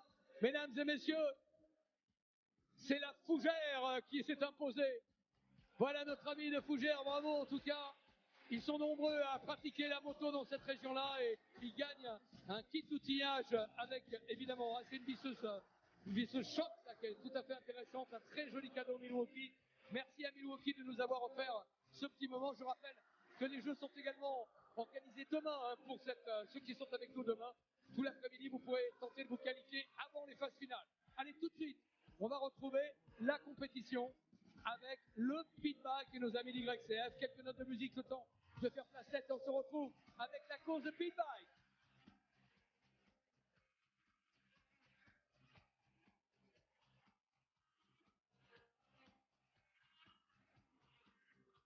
YCF Riding brand really cares about growing the motorcycle community.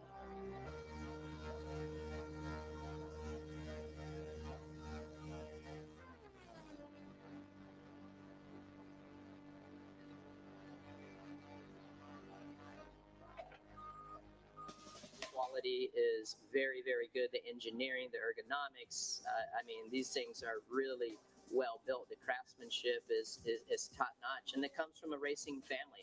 They've been in the business for a very, very long time, so they know what the customers are looking for. They know what to expect, and they have really high expectations from their product. And when you have that mentality, it really allows you to build a nice bike. And that's why I really am impressed with the bikes and the brand and how they're built and what they have to offer. And I really think it's going to take mini bike riding and pit bike riding to the next level.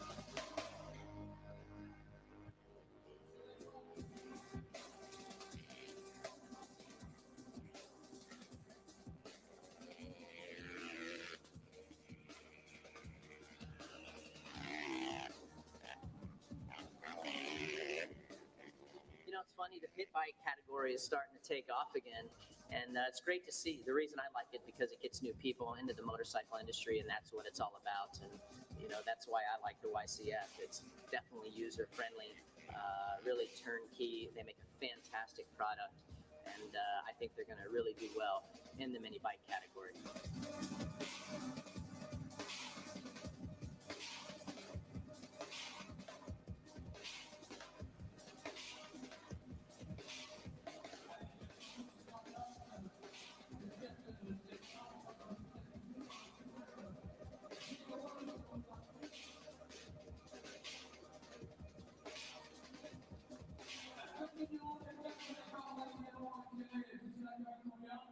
Vous l'aurez compris, on est parti pour une petite course amicale de ces jeunes pilotes qui accèdent. Attention, la direction de course est en place. On aperçoit Philippe Coussiana et c'est attention aux hôtesses. Alors, on va les présenter. On a Emilio numéro 2, Yann Moret numéro 3, le 10, Mathieu Martin, on a Gauthier Capon le 14, et on a également Julia Sabron, numéro 25.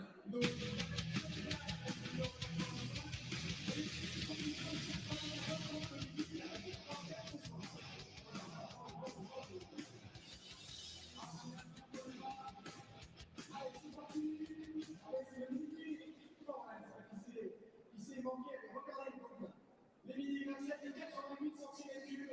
D'ailleurs, vous pouvez aller jeter un coup d'œil sur le site internet d'Iraxel pour découvrir toute la gamme pour tous les âges. Oui, aussi l'entrée. Il a dit que les entrepreneurs vont sortir même du club pour rouler sur les pistes de vitesse, tout nouveau modèle magnifique. Et l'avantage virage, voilà, c'est l'attaque du virage, on va mettre les clubs, y compris pour les adultes, sur les mini-motos, les grands gabarits. Très joli départ, les trois petites courses avec une électromarque, c'est pas une électromarque. C'est lié à mon rêve que l'on a sur l'écran.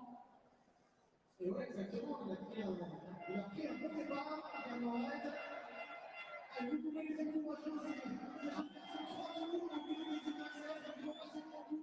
Et on voit aussi, Francis, le double de 10 km qui est là. On va voir si j'ai des petites attention. On rappelle que vous avez les tap-tap par photo, vous pouvez taper également, faire du play avec vos tap-tap Compre en photo. Ils sont pas dans le jeu, c'est une équipe qui ne veut plus d'abord. Ouais, on va également se souvenir que l'an dernier, c'est Raphaël Mello qui avait gagné les jeunes pilotes et qui est devenu cette année champion de France univers 65 cm3. C'est-à-dire que ces garçons ont vraiment du talent. Oui, absolument. C'est un début de carrière prometteur pour l'ensemble. Évidemment, vous imaginez le rôle des Woods, c'est une sud-américaine de montagne. Les Woods sont là comme la Chine. Allez, le public qui continue de faire beaucoup de bruit au passage du leader dans le précédent grand groupe de difficultés avec une précision chirurgicale. Allez, papa, évidemment, personne ne rate rien. Évidemment, on ne peut pas prendre l'occasion de se battre un souvenir. Allez, on arrête toujours.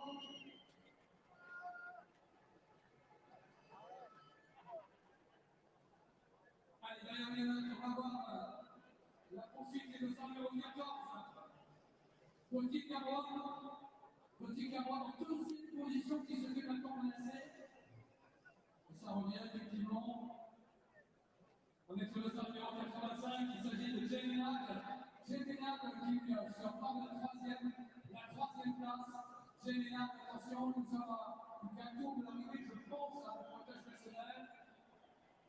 Alors, Génénac, c'est pas que c'est célèbre aussi, c'est un très très bon pilote de jet ski qui a une très très bonne carrière au jet ski aussi. Donc, attention à Jay, lui qui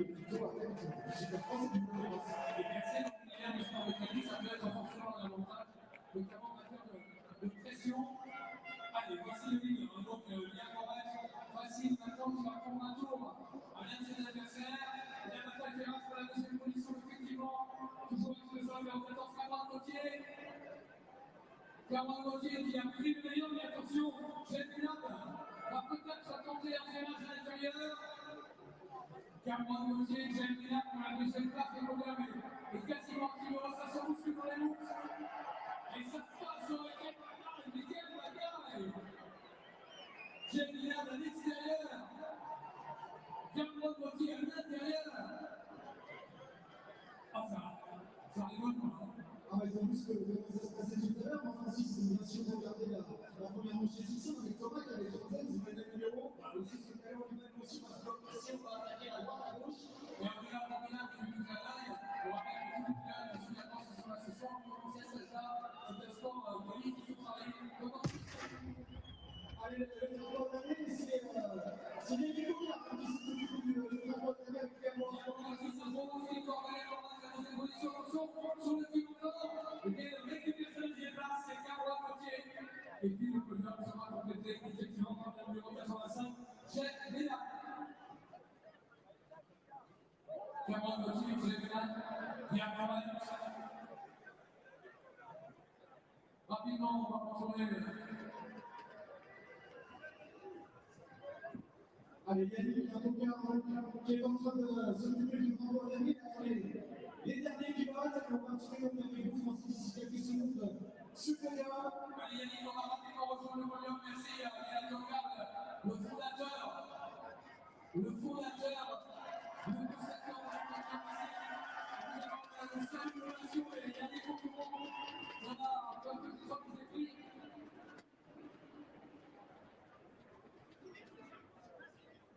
Allez, tout de suite la remise des récompenses. Voilà, avec Liam, le 21e milieu. Welcome back to our live broadcast here then on mxgptv.com with me, Paul Malin. As you can see, there's been quite a few different things happening in and around the confines of this Paris Défense Stadium. And we've just had the little blokes race out there on the track. What was it, a couple of laps, something like that. Always great to see. And obviously for these kids, they'll remember it because racing in front of a crowd like this, the fans get behind it.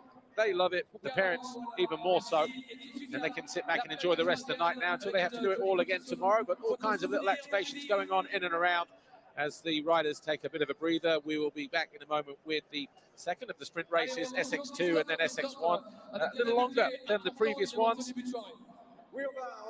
So the first one was 5 minutes plus a lap for the SX2, 6 minutes plus a lap for SX1.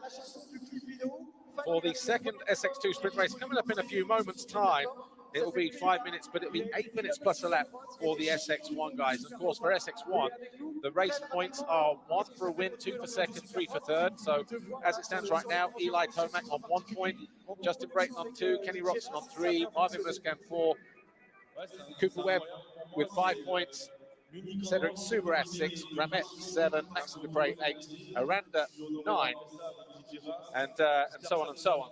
So from that point of view, everything to play for. Lowest score wins from the 3 races they will have this evening, with the second sprint race coming up in a few moments' time, starting with SX2, whose point scoring, just to confuse us a little bit more, will be the traditional 25, 22, 20, because they are also tonight competing for the French SX2 Supercross Championship points.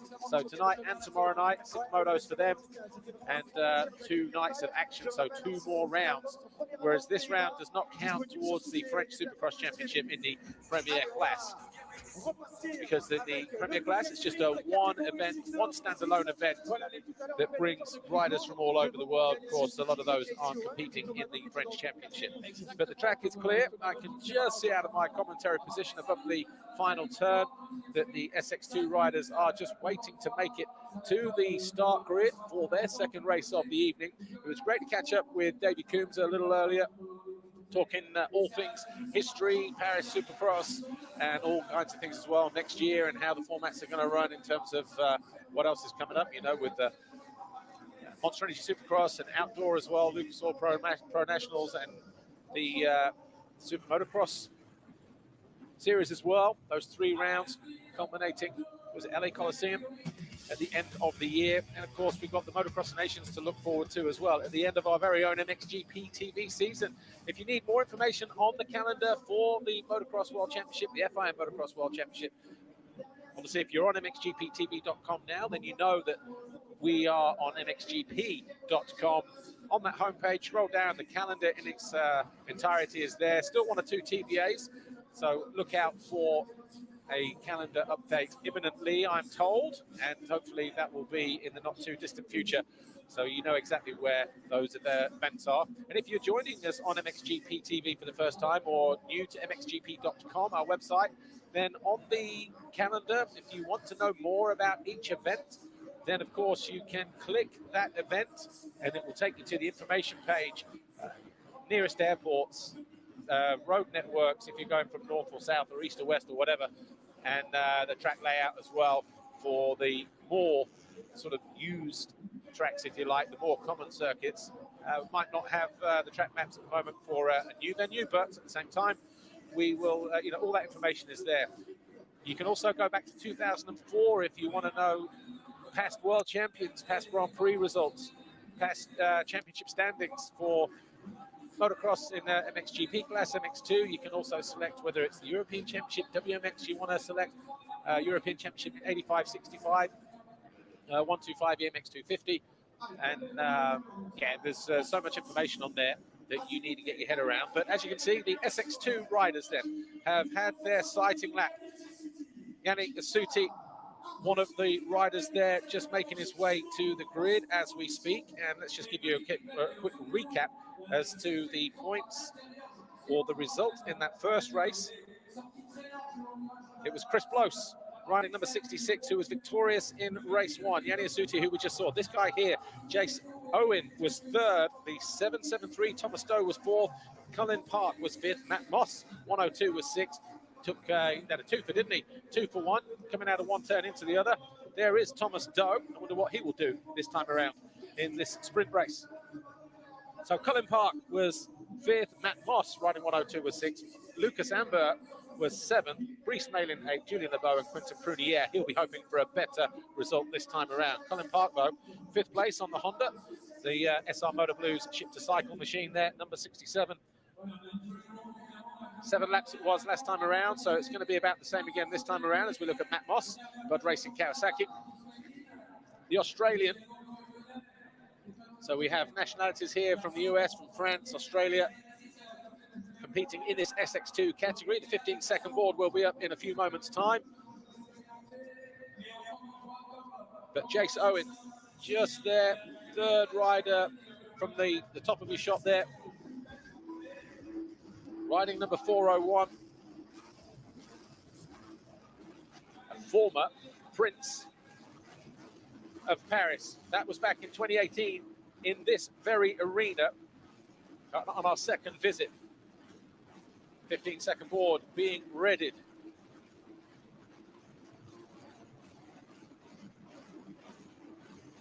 Almost everybody in position then as we prepare for SX2, the 2nd sprint race. Jace Owen there, 401. And the 15-second board is up then. After 15 seconds, that'll turn to 5. The gate will drop and the riders will charge, what, 60, 70 meters or so down into turn 1. A 180 left, a nice wide sweeping 180 left around the outside of the whoop section. 66, your race 1 winner up the inside gate there. Doesn't get a good jump though. Can he muscle his way through? No, it's going to be Asuti. And Asuti was the Oxmoto whole shot winner last time, and I think he's done it again this time around. Tell you what, that's a nice line down the outside if you can get hold of it. But banging bars again as we hit turn 2, and I think we have a change for the lead, and it may be Bloss all over again, leading the way. Asuti there in 2nd, Owen there in 3rd, just alongside them. Looks like it's Doe on the 773 as we get a little bit of bar banging action almost into that final turn at the end of that first lap, but it's still Bloss leading the way. Asuti 2nd, Jace Owen in 3rd, LeBeau in 4th place actually. Then Brice Malin, Thomas Doe, Matt Moss, Cullen Park, Lucas Ambert, and Eugen Manzato. Whoops have had a little bit of prep during the break, but not too much. There's your leader, looking to make it 2 out of 2. Going to put him on 50 points if he can stay there at the end of the next 4 minutes plus a lap.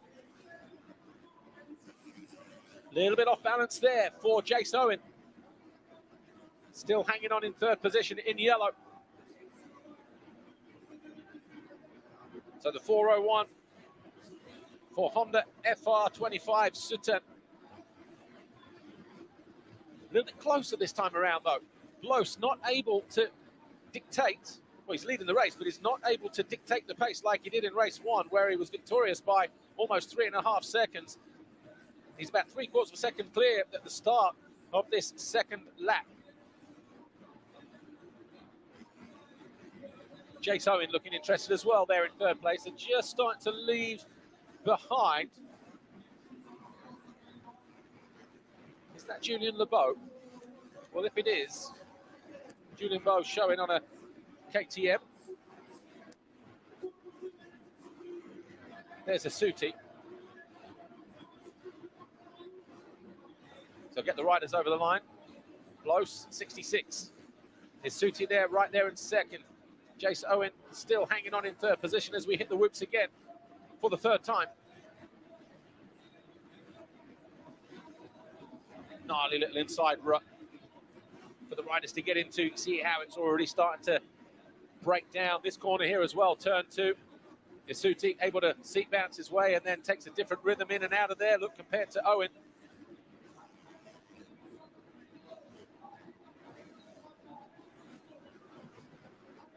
Race 1 finished close. Isuti Owen. Race 2, we've got exactly the same. Thomas Dodo was 4th in race 1. He is currently in 9th place. Julian Lebeau was 9th, and he's currently in 4th position. So a little bit of swapping and changing after the top 3 this time around compared to race 1. Prunier in 10th again. So the Bud Racing Kawasaki rider just struggling to find his comfort, find his range here in Paris. All of a sudden, Close is starting to pull clear. He had just under a second at the start of this 4th lap. We're going to be there in another corner or so's time. And is he going to extend his lead? His lap time last time around, a 45.702. That was the fastest lap of the race by about 1/10 of a second. And this time, though, with 4 laps complete, he's now 1.9 seconds clear. Isuti, though, does not have that same kind of luxury afforded upon him because Jace Owen all over the back of him once more.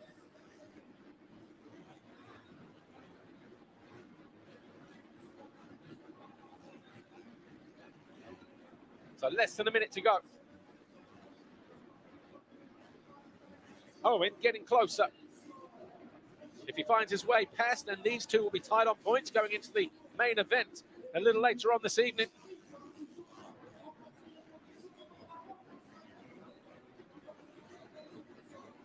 Double, triple. Oh, and off the track goes Isuti, and that paves the way for Owen to go through. It was an easy pass in the end then. Just jumped offline, couldn't rush to get back on because there's not a lot of dirt on the sort of outside of the barriers there, the tough blocks. Can get quite skaty, loose, dry dirt, very marbly. As Jace Owen wrestles that Honda to the end of the way, whoop section.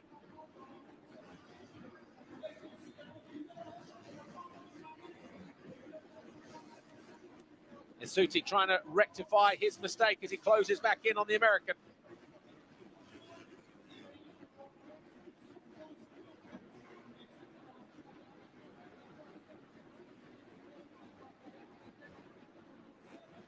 Time is up. We're heading into the final lap.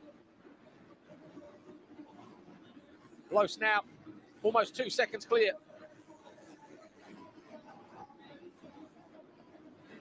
Thought we might have seen Yanni Isuti there just kind of try and go for the jugular there. It might happen at the end of this next straight if he can find his... Oh, he's just messed up there on the exit, though. I was going to say, if he can get this perfect, he can go from left to right and force the move at the end of the straight in this corner here, but not close enough. Jace Owen now, barring any mistakes, should hang on for that 2nd position. There's a back marker on the horizon, though, coming up in the next right-hander or two. tries to stay out of the way. Jace Owen will keep to his left. Almost gets in the way there. But it is a win for Blos. Owen second, Asuti third, almost found a way through in the final corner because that back marker thought he was staying out of the way, but all of a sudden found himself right there in the center. And Asuti was almost able to find his way at the inside. So as we go into the final race, then later on in the night, Chris Blos will be leading the way.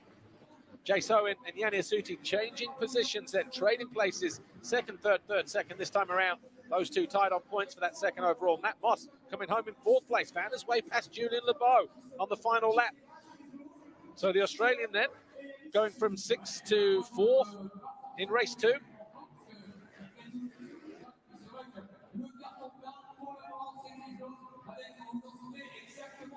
So 2 good rides then, and the points as we have them at the moment. Oh, it's 20 for a win actually. So 20, 17, 15, 13, 11, 10, 9, 8. So basically 40 points for Chris Blos with 2 wins out of 2.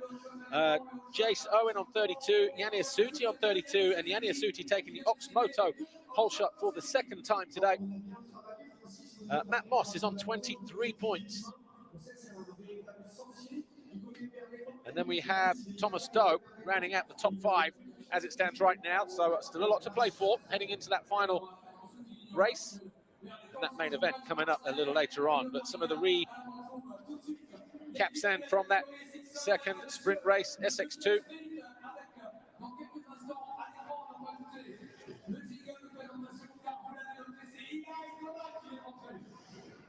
The main event scheduled around about sort of 10:15-ish, including the podium ceremonies. The SX1 main will be around about 10:30-ish.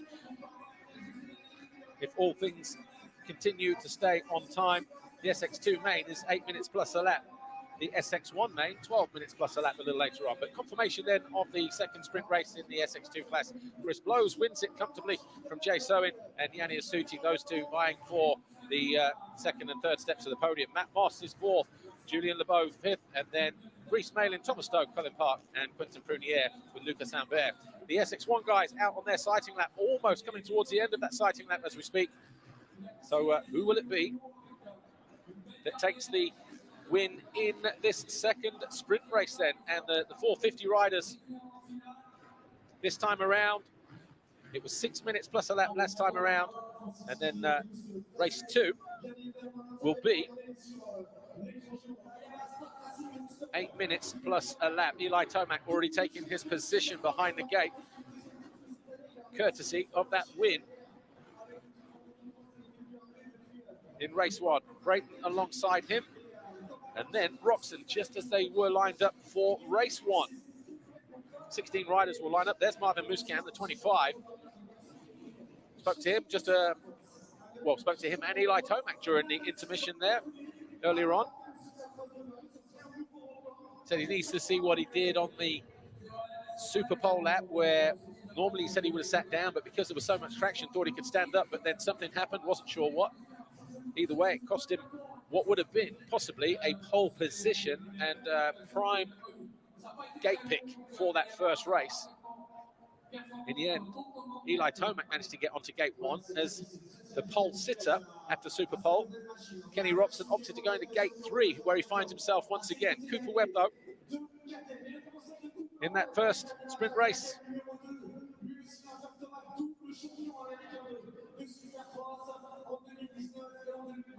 Coming home in 5th place, so we had Eli Tomac, Justin Brayton, Ken Roxon, Marvin Muscan, and Cooper Webb. And Cedric Subaras there, finishing in 6th place, ahead of Thomas Ramet, Maxime Dupre, Gregory Aranda, and Kevin Morans. Then rounding out the top 16, Julian Rosali, Anthony Bourdon, Cheyenne Cross, Hugo Bazaula, Killian Pohl, and Alex Ray. There's Thomas Ramet. So Ramet, the Yamaha GSM Daffy Michelin rider, coming home behind his teammate, coming home ahead of his teammate, Maxime Dupre. Here's how they line up then. based on their result from the sprint race. Tomac going to the line on pole. Brayton, Roxon, Marvin Muscan. Incidentally, that's how the points are at the moment as well. 1 for a win, 2 for second, 3 for third. Riders fire up their engines as we prepare for SX1 race 2, the sprint race. The 15-second board, not wasting any time either, is up in a flash.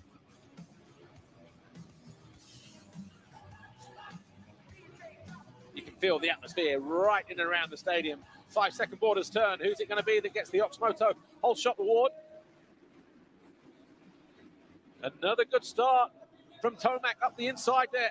Oh, and he gets bumped there and Brayton down. Roxon bumped into Tomac and Brayton bore the brunt of that as he goes down in turn 1. But it's Tomac who leads away. Roxon right there in second. Muscan in third. Or is it Webb? Webb there in third. And then Muscan behind him, then Aranda, then Subaras. As Tomac and a fired up Ken Roxon start their first official full lap from finish line to finish line. Muscan tries to get down the inside of Webb there.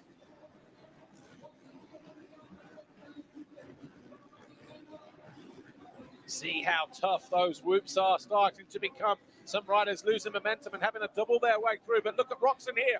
He is going for the number 3 ahead of him, Eli Tomac.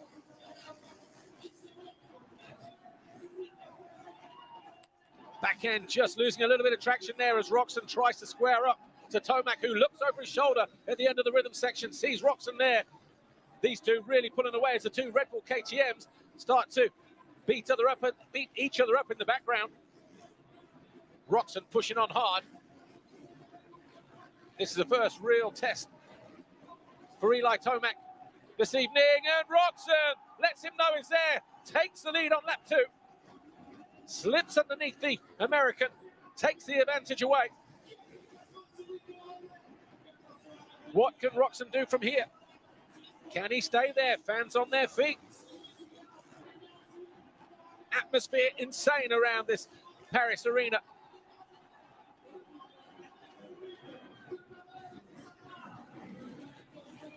Webb still hanging on in third place.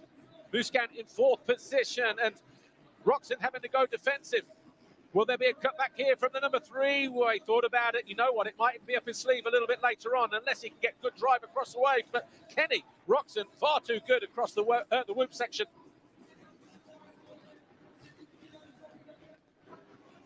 And just starting to lose ground to the German. 5.5 minutes. Plus a lap then remain in this SX1 Sprint Race 2.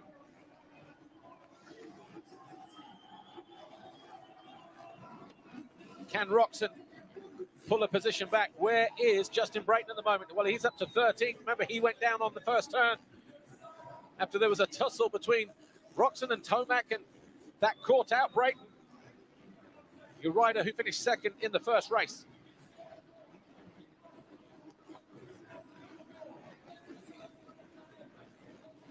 Webb on his own in third. He's broken free from his teammate, Marvin Muscan, who was hoping, and still is hoping, for a 4th King of Paris title this weekend here.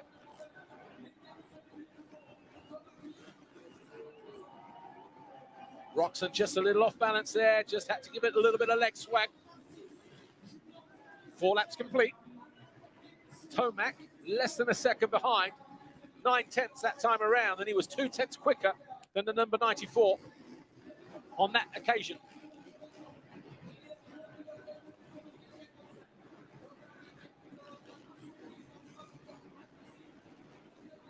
Triple quad.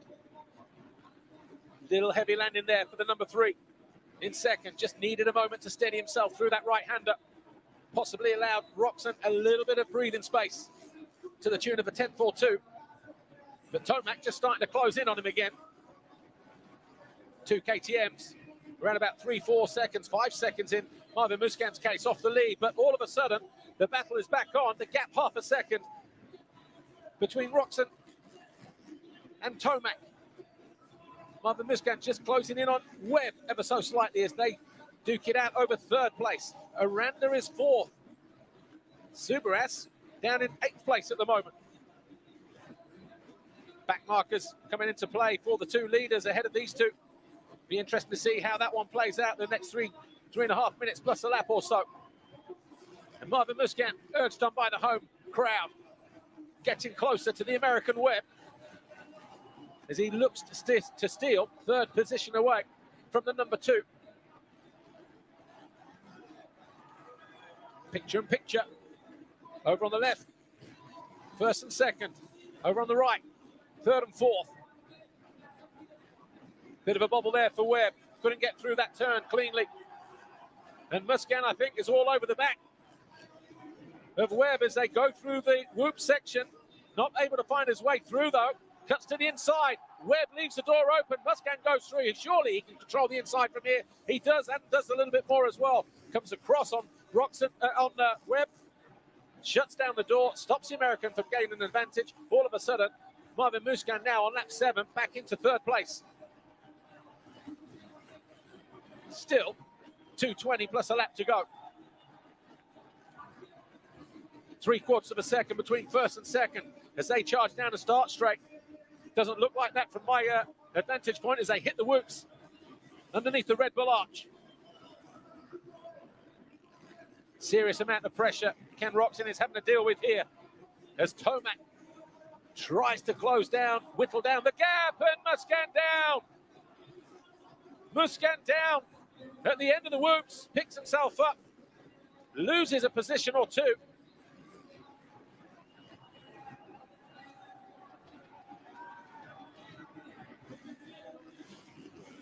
Sure, we'll see a replay if we have one, but Cooper Webb now back up into third place as Tomac looking to find a way around.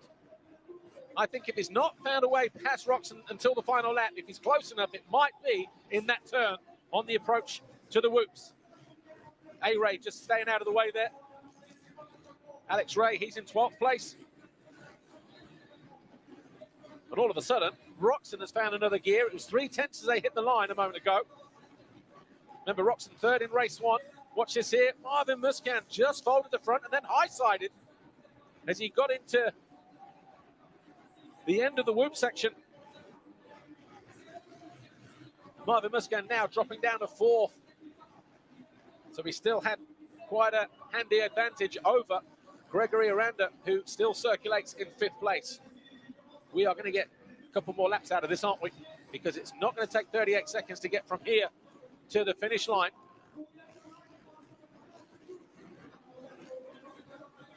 Technical track here this weekend in Paris for the 39th edition of the infamous Paris Supercross here in the City of Lights. Tomac pushing on here. There's going to be another lap and a half in this for Eli Tomac. Gets onto the rear wheel, then can't find a way past. Loses a little bit of ground.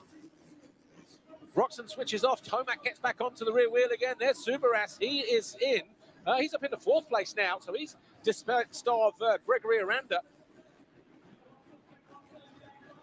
It will be 1 lap to go next time around as they hit the line. Roxon and Tomac separated by about 3 or 4 bike lengths. Here's the 25 of Marvin Muscan. Muscan's been down again. He's now in 11th place. So what has happened to Marvin Muscan?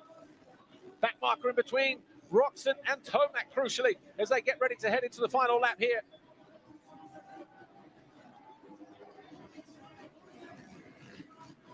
Can't switch off, though.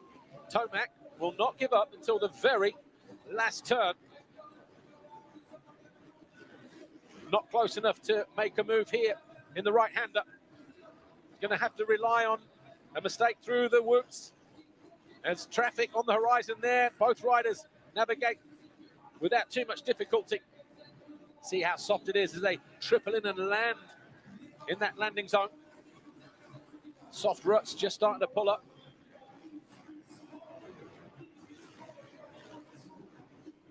Couple of corners to go then. Kenny Roxon doing everything right. did not let Tomac out of his sights. Forced the issue. Maybe when Tomac wasn't expecting it. Tomac, though, still closing in on him, but out of the final turn, Roczen wins it by less than a second over Tomac. We wait for Cooper Webb to come through. And there was a problem late on in the race for Marvin Musquin, who got lapped as well, but he came home in 10th place. So Roczen wins it, Tomac second, Webb on the line now in third. That gap around about 20 seconds between the leaders, Roczen Tomac and Cooper Webb.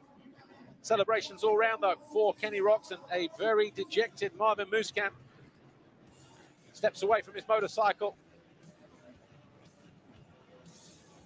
He'll remove his helmet. He'll go back to the waiting zone. Well, the KTM truck is just there to the right, actually. Yamaha's paddock is just to the left. And Honda just a little bit further down in the direction that they're walking, actually. So some mixed results then from the SX1 group that time around. Just as we thought things might be plain sailing, they weren't. So Kenny Roczen gets the better of Eli Tomac, but it's going to be Tomac who continues to lead. Watch what happens here. Roczen gets into the inside there. Brayton was already tagged with Musquin, and it was Brayton who just then caught that inside mound through that first turn, had nowhere to go but down. Points as they stand. Heading into the main event then. Eli Tomac on 3, Kenny Roczen on 4, Webb on 8, Brayton on 9, and Cedric Subaras on 10. Quick replay of the Ox Moto hole shot. A little bit of carnage going through that first turn. Some of the best moments then from this race as well. Kenny Roczen, though, not taking any prisoners this time out.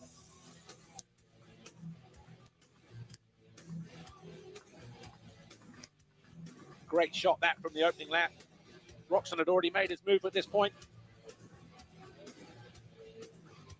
And Eli Tomac tried, but just didn't have enough to retake the lead. First win of the night, first win of the weekend for Roczen. That was the first of 2 mistakes. Didn't see the second one, I don't think, from Marvin Musquin. His teammate did, though. Saw that one right there, just as we did. So Ken Roczen then wins race 2.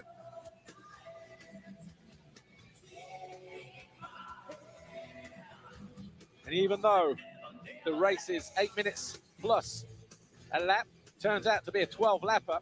You see the sweat there pouring off of Ken Roczen's body as he wins and beats Eli Tomac to just about 9/10 of a second. Webb was third, Subaras around Julian Rosali. Brayton getting back to 7th after falling at turn 1. Gordon was 8, Dupre 9, Musquin 10. Then we had Ramet, Morans, Paul, Bazaula, A-Ray, and Johan Cross. And in the nations classification at the moment, USA with a 1-2-2-3. They're on 8 points. France are on second with 19, with a 4-6-4-5. And then rest of the world, 3-13 and a 1-15 for 32 points.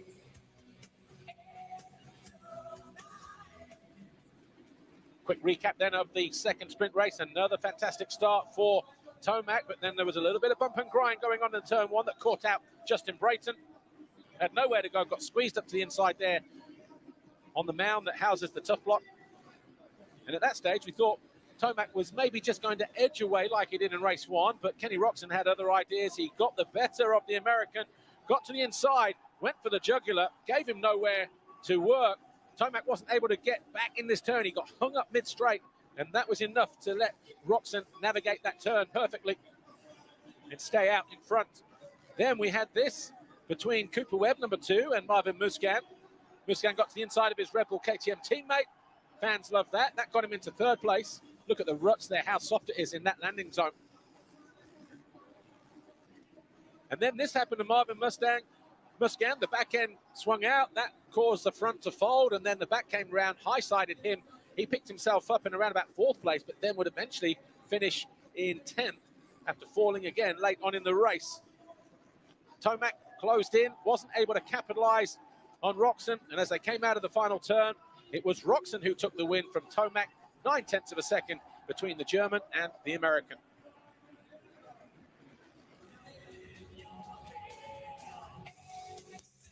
And it's Tomac who leads the way. After 2 races, a first and a second. Remember, it's 1 point for a win, 2 for second, so a 1 and a 2 for Tomac gives him 3. Ken Roxon now, third in race 1, a win in race 2 gives him 4, and that is just a point behind. And then Cooper Webb, 5 points behind Roxon. He's in third position at the moment, but he can't afford to relax because Justin Brayton, second in race 1 and recovering to 7th in race 2, now finds himself on 9 points, 1 behind Webb. So third place is still up for grabs. We are going to take a 10-minute break before anything out on track. So if you're watching us on mxgptv.com, of course you are, then go get yourself a cold one or whatever floats your boat, and we will see you back here shortly. And I will have some guests with me as well. See you then.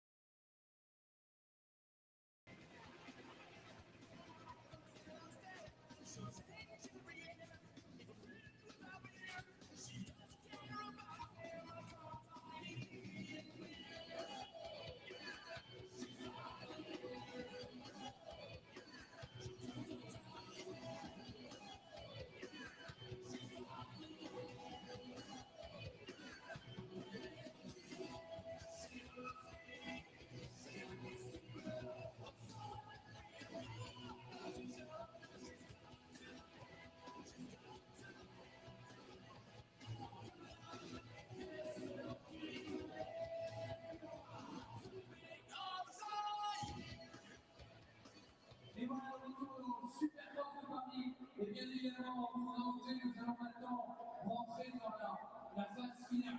Les moments chauds, les moments forts, les moments les plus émouvants, les plus excitants, ceux qui vont nous amener une pression incroyable. Et la première finale de cette soirée, première soirée du Supercross de Paris 2022. Regardez là, on se tourne. Ils sont déjà derrière la grille. On va se tourner vers la grille de départ et regardez ces athlètes bodybuildés, ces athlètes particulièrement préparés, avec leur guidon solidement accroché à la position. Ça va. Attention, les contrôles techniques ont été passés. Les semelles, contre semelles, les clous sont interdits. Je rappelle que vous pouvez rouler en slick, mais il faudra peut-être également des crampons. Alors, puisque vous l'avez compris, je vous annonce officiellement, jetez un petit coup d'œil, la course au guidon.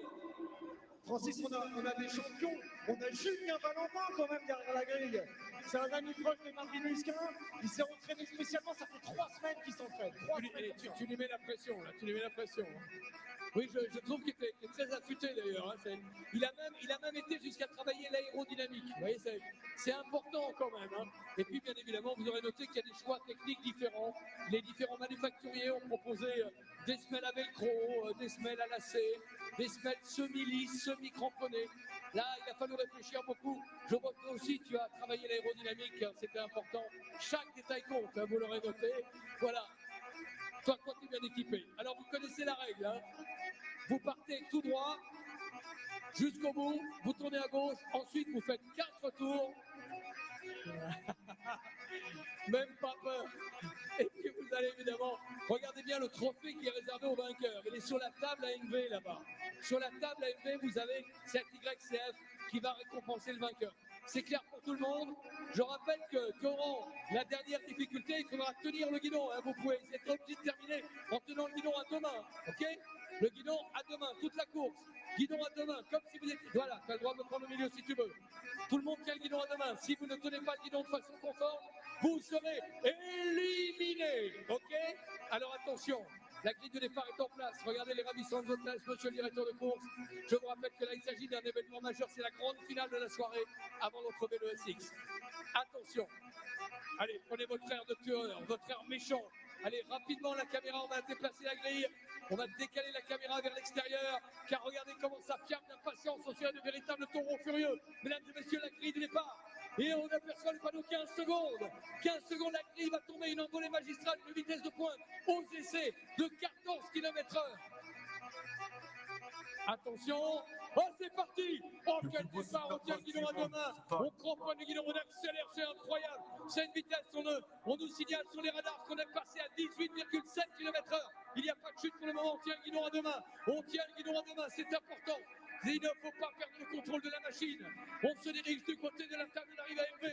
Regardez, on a travaillé les amortisseurs aussi. Vous voyez comment on absorbe les difficultés, comment on négocie ces difficultés techniques.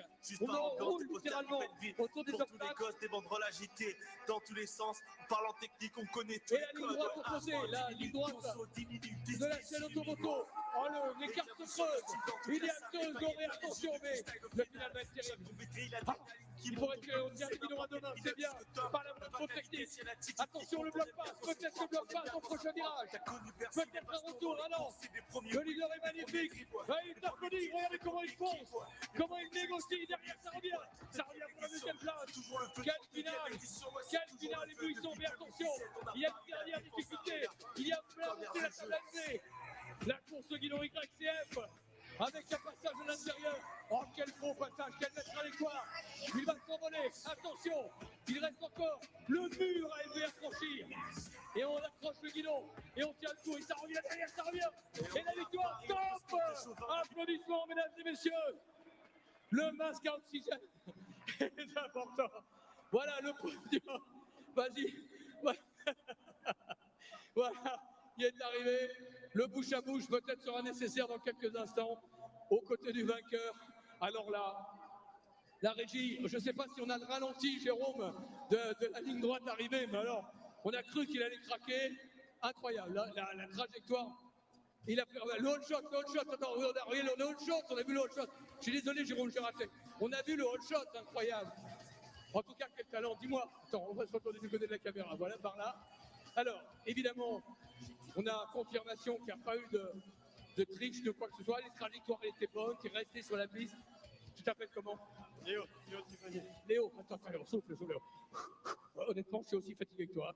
Donc, Léo. Et tu viens d'où, Léo? De 3. Tu viens de 3. Tu es venu tout seul ou vous êtes venu à 2 ou de 3? Non, il y a un fan club derrière. Sinon, une victoire, ça ne s'obtient pas comme ça. Je partage, hein. Bon, tu bosses, tu cours souvent, quoi? Tu cours régulièrement? Ouais. Ouais, je faisais de la moto avant, mais j'ai arrêté et je fais de la course à pied maintenant. Bah, tu vas pouvoir refaire de la moto en même temps, voilà. Puisque regarde bien, elle est là, cette magnifique YCF. Toute l'équipe, Yannick est où? Yannick, voilà. Yannick Cocard, le concepteur, le créateur et le président de la marque également à nos côtés. Il a été fort, hein. Franchement.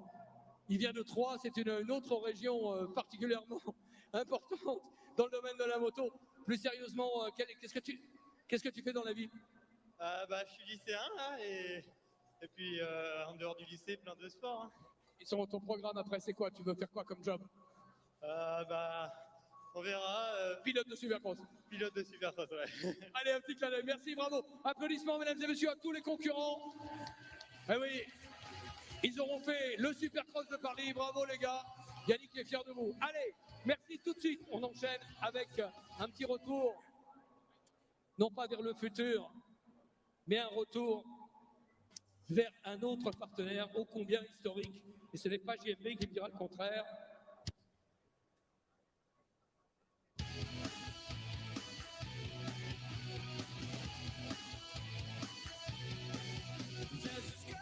Alors, je me dirige du côté de l'espace VIP. Je vois déjà les caméras en place. Ah oui, j'aperçois du rouge de tous les côtés. J'aperçois du rouge parce que c'est un anniversaire. Alors, c'est l'anniversaire, dans quelques secondes, nous allons parler d'une célèbre moto. C'est aussi, je le rappelle, l'anniversaire du Supercross, quelque part, puisque le Supercross est né, je ne parle pas de celui de Paris, mais la première épreuve de Supercross est née il y a exactement 50 ans, en 1972, c'était au Coliseum de Los Angeles, et nous allons bien évidemment célébrer de nombreux anniversaires, et on a commencé par un clip vidéo, vous comprendrez pourquoi, tout de suite. Pour les petits malins, pour les gros malins, aussi pour les bienfaiteurs et les baroudeurs ou les anticonformistes, les avant-gardistes.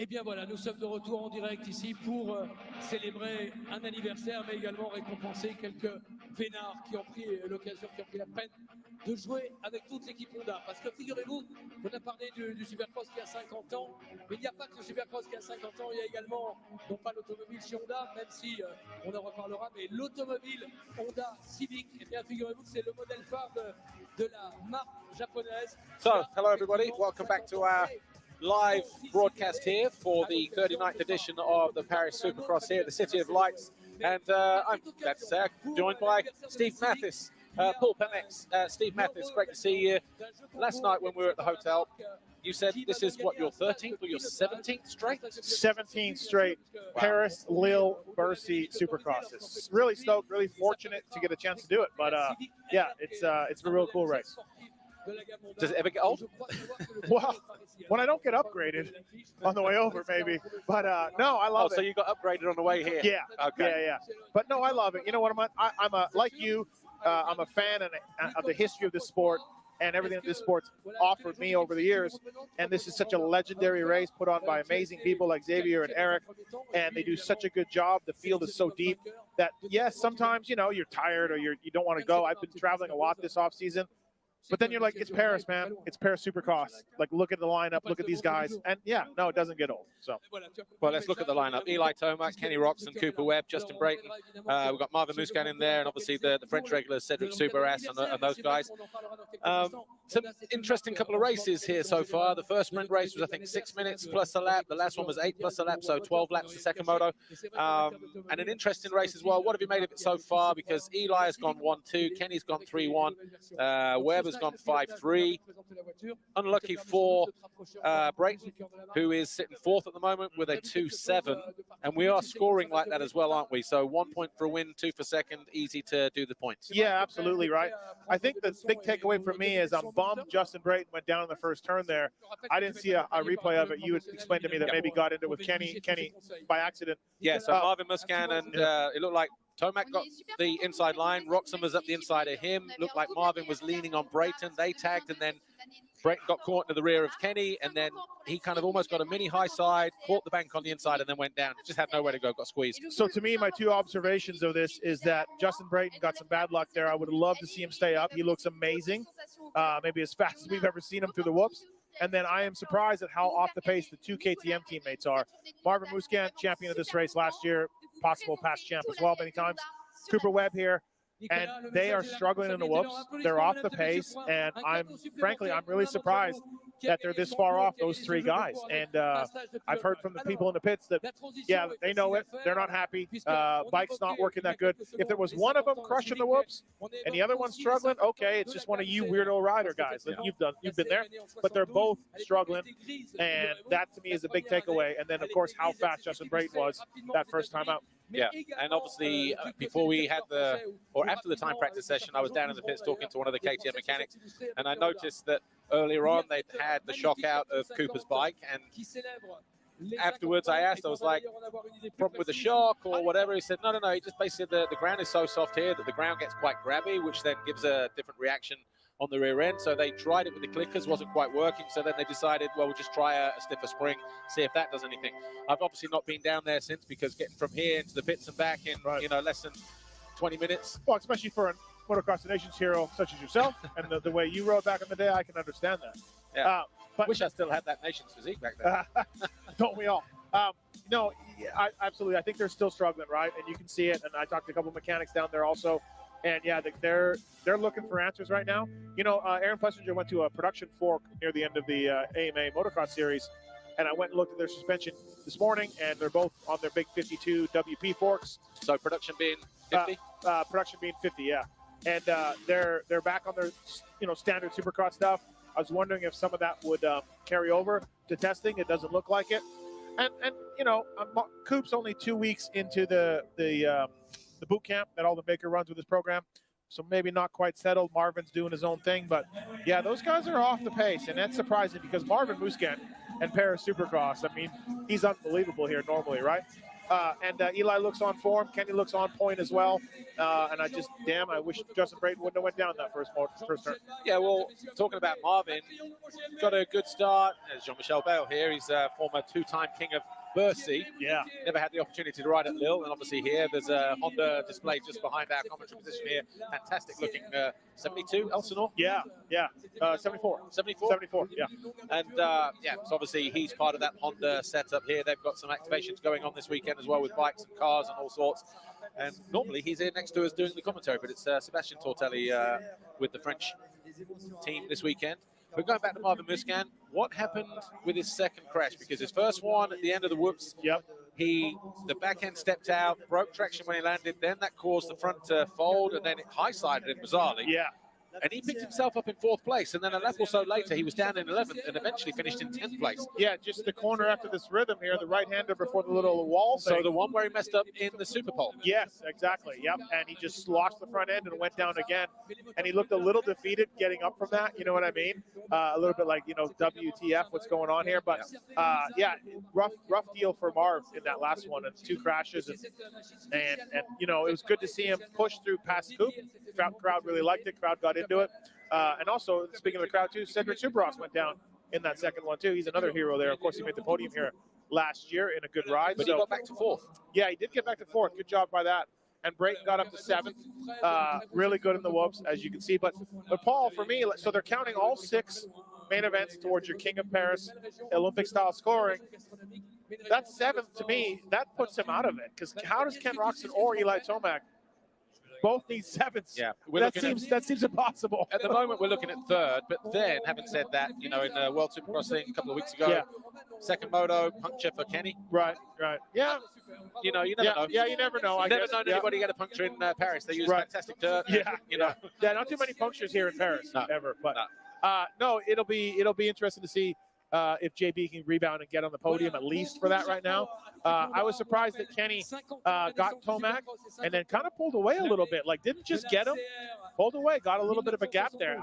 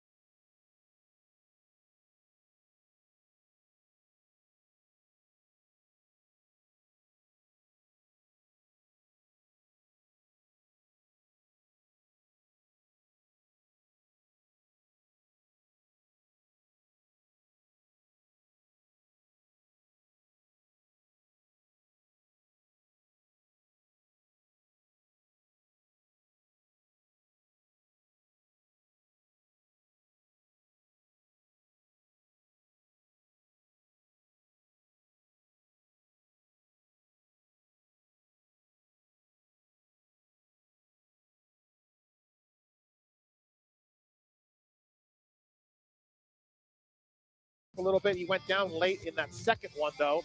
And then Thomas Doe, who's been a fixture here at the front for many years, had a poor second main event. I'm not sure what happened besides a bad start.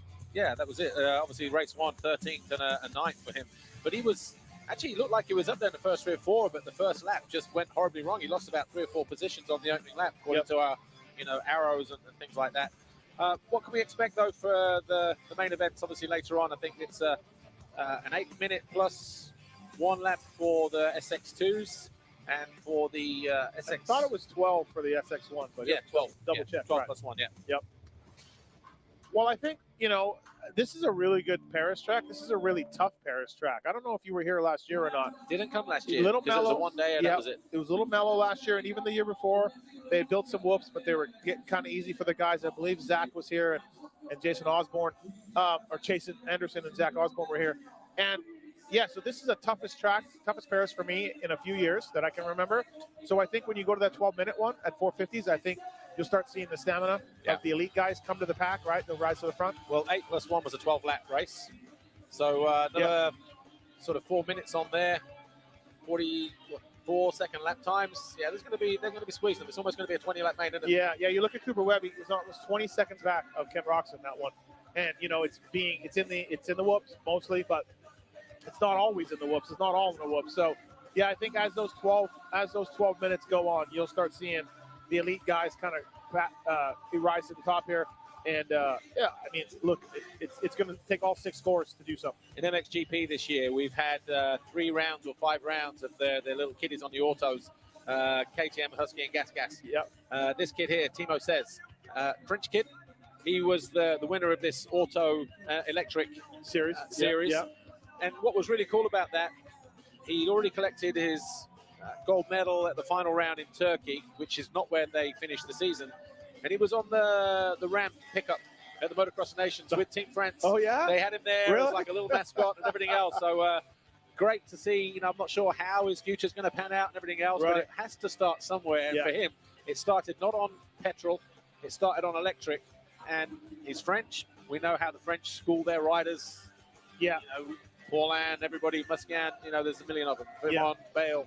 No, they doesn't really matter. They just keep coming, right? Yeah. Yeah. But, Yeah, these bikes are interesting. You know, there's a class for the Loretta Lynn's now, which is the amateur national in America. And the things I hear about the parents trying to keep them cool, because as they get hot, they lose a little bit of power. Yeah. It's just like any electric bike out there, whether it's the Stark or the Alta or whatever. And the things I heard about the parents trying to keep these bikes cool, pretty funny. Yeah. They just want to keep them as cool as they can, you know. So we'll be seeing this kid at Paris in what, 6 years, 7 years? You know, you never know. Yeah. You never know. Yeah. Well, look, Steve, I'm just going to bring in Eric Sorby for a moment. We'll talk again in a moment. Sure. Yeah. But thank you for now. And Steve Mathis, we'll catch up with you in a few moments' time. Bring in Eric Sorby, because this guy is the translator. He's the go-between. He is the fixer in Paris. And Eric Sorby, great to see you. Great to see you too, my friend. Great to see you back home as well, because recently you just moved to the US. Tell us about your project in the USA, first of all.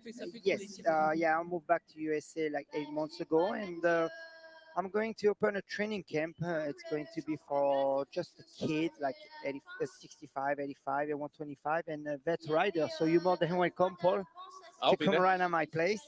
So I now need coaching. Yeah, okay, you're good. I got you. So no, really excited to be back in America. You know, we all know that I spent a lot of years over there, like 10 years of my life in USA, and I only have some good memories. But is this when you were looking after James Stewart? Exactly. Yeah. So the last 3 years, 09, 10, and 11, be around James. It was just amazing to be around these kind of riders and guys, because we all know Bubba is he's someone amazing, and all the Bubba Scrub and everything. So it was time for me to come back to France and to rebuild, I guess. Yeah, exactly. So and now you've done that, you've got yourself a good base. You're now back in the US, like you say, this startup, this camp for young kids to build them up, and I guess for the pro coaches, if you like, to maybe take them on if that's what happens. But hopefully, you'd like to see them go all the way with you. Yeah, exactly. No, main focus. My training camp it's always going to be for kids. Yes. But as far as the pro rider, I still going to be around next year, and I'm going to be around Tom Vial as a friend and not as his trainer, to make this thing clear. The Vial family, they have been really good friend of me since my youngest year of racing, because Fred Vial, who's Tom's dad, we race together and always have a good friendship. So Tom is coming to America. I'm going to make them life easier, you know, like as far as traveling, as far as like again going to the race, and he has Aldon Baker and Mike Brown and all the KTM crew. But we see in the past all the great champions like Ricky Carmichael or James or Dungey. It's not only the rider, the mechanic, and the crew around him. And Thomas, he asked me if I can be around him next year, and I cannot refuse. So I will be around Tom all year next year. Well, if you're just joining us on MXGPTV.com with me, Paul Malin, this is the 39th edition of the Paris Supercross. We are at the Paris La Défense Arena here, formerly known as the U Arena. It's a fantastic venue, seats 30,000 on a night like tonight. It's the home of Racing 92, the Premier League rugby squad here in Paris, the City of Lights.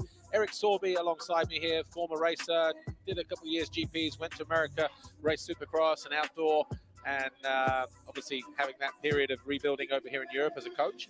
And he's going to be, he's moved back to the US, and he's going to be doing a lot of the coaching and training over there, as he's just said. But this weekend for you, coming back to Paris, you've known the American fraternity many years, and you are almost like the fixer. Like I said, you know, you make sure that the Americans come here, get what they want in terms of help, support, logistics, along with, you know, the organizers here, La Riviere and Xavier. But you seem to have a good bond with the riders, whether it's Justin Barsha, whether it's Brayton, whether it's Kenny on this occasion. You know, everybody that's coming over, you're there just trying to make sure everything is okay. Is that right? Yeah, is that right? So yeah, I know this Supercross for over like 25 years, and the last 10 years I've been coming every year. And like you say, I'm a part of the organization with La Rivière, Xavier Audouin, and MRPRO now. So we are here to make the life easier for the American riders or the family when they come all the way from America to here to make them feel at home. And we are here for whatever they need, you know. So just watching Matt Rabot here. He's on an electric bike on this, sir. I love it. I love it. Matt Rabot, the first rider in that choo-choo train, as they call it here. Yeah. Who's the guy pulling the front flip? I think the front flip is going to be David Rinaldo, Okay. I believe. Yes, David, Rinaldo. Yeah, he's going to do the front flip. I can't wait to see that. Yeah, Torrenteras is here now going up. Torrenteras, oh, that's Not had the break, the beatbox yet, and the robot and the dance so far. Maybe he'll save that till right at the end. I hope he's going to do. It's always amazing when he do that. So I think he's going to. Yeah.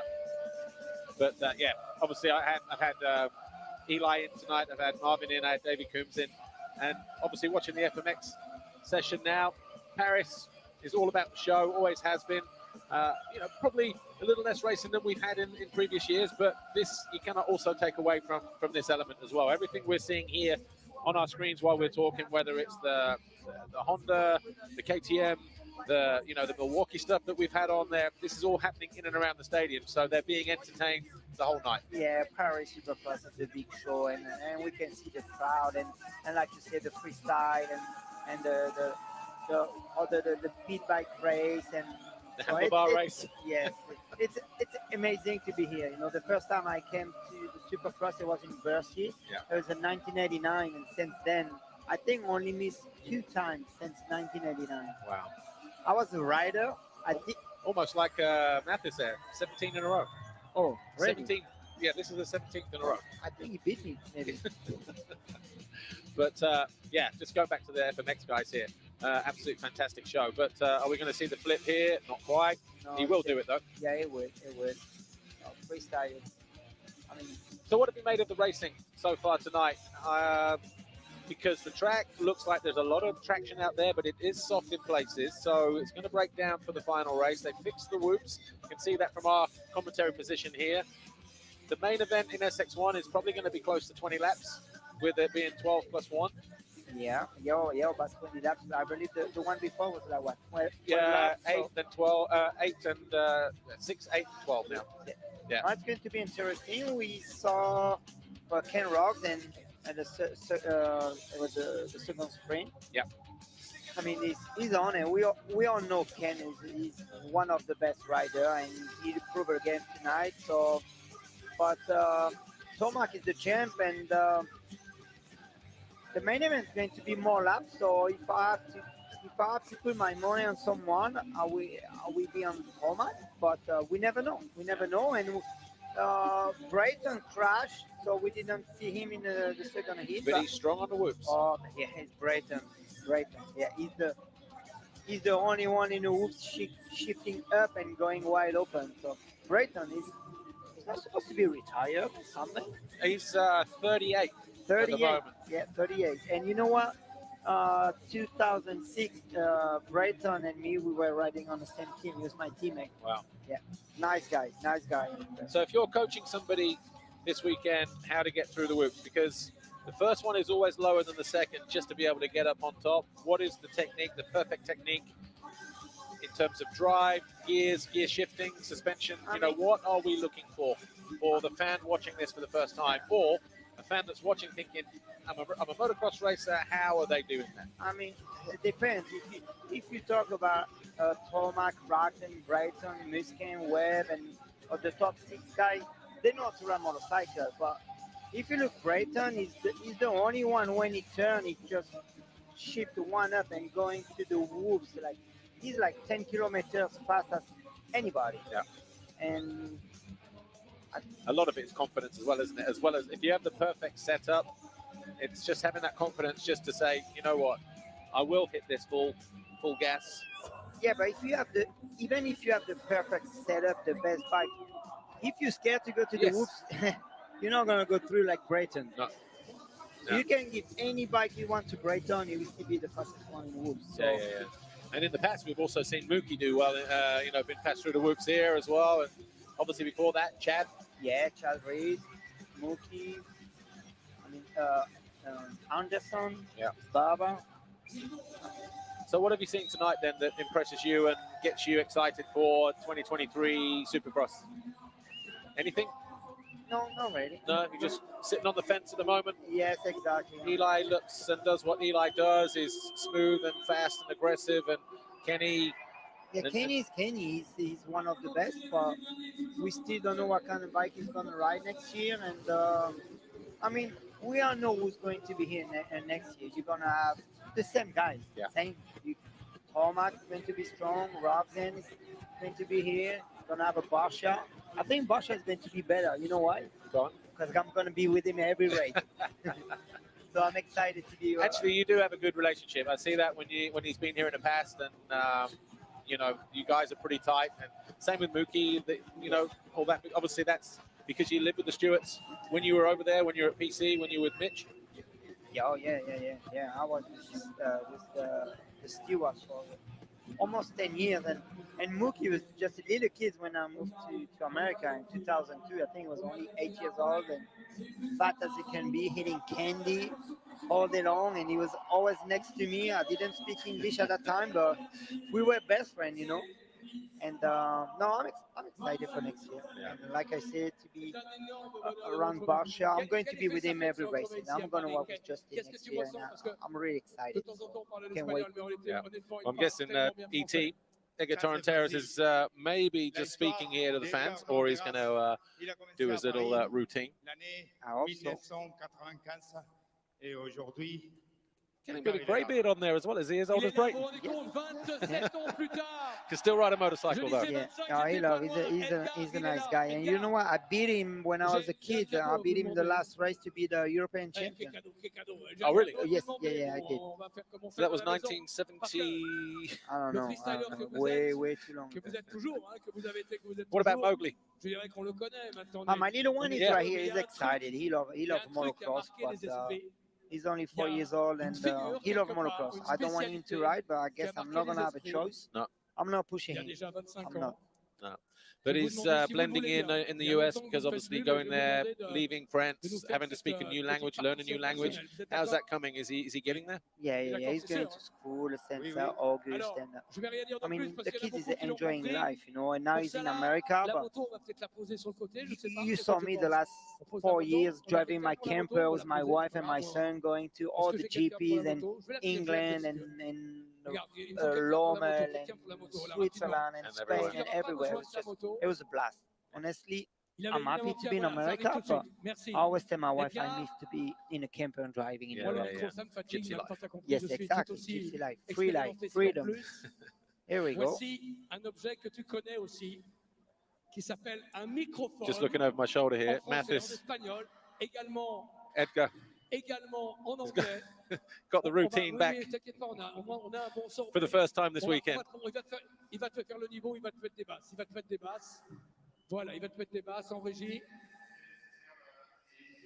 Just getting the levels right. On t'entend bien en salle, on t'entend bien. Il va mettre, si on peut mettre de la base du côté de l'école. A little bit dry. Always. A little bit of water and he's ready. Is it the same track? Is it the same track? The same song? Yeah. To get the fans going?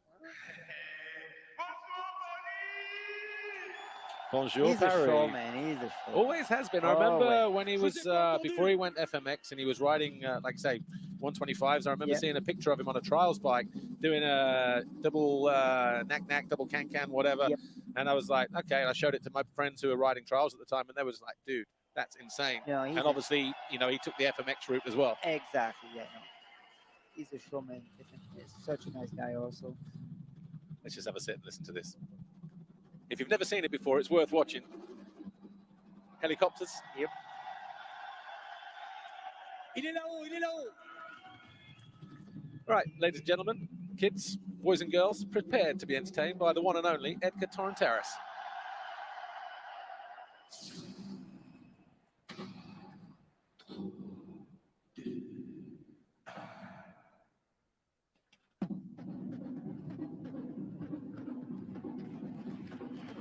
Allez, tout le monde.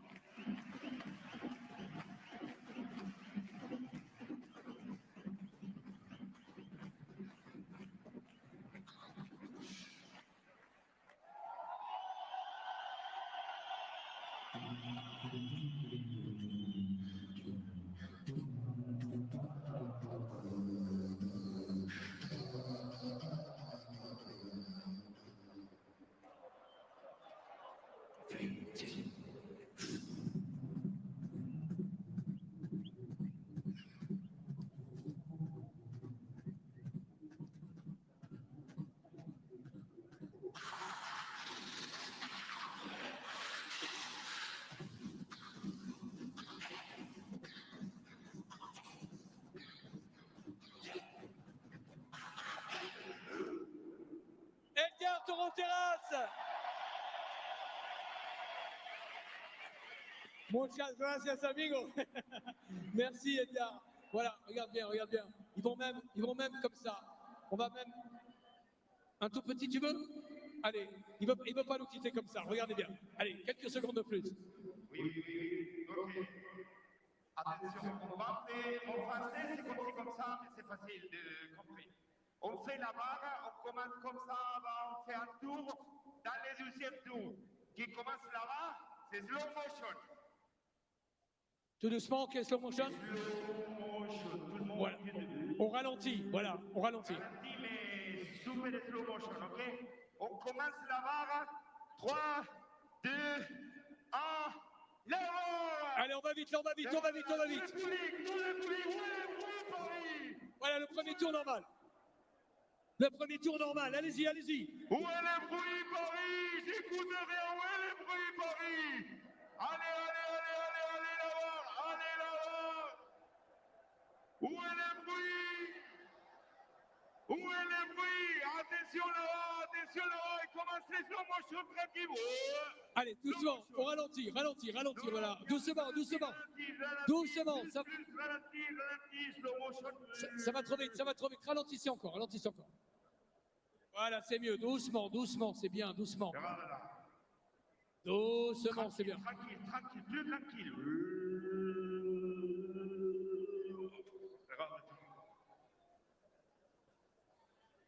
Regardez tout le monde. Et les bruits.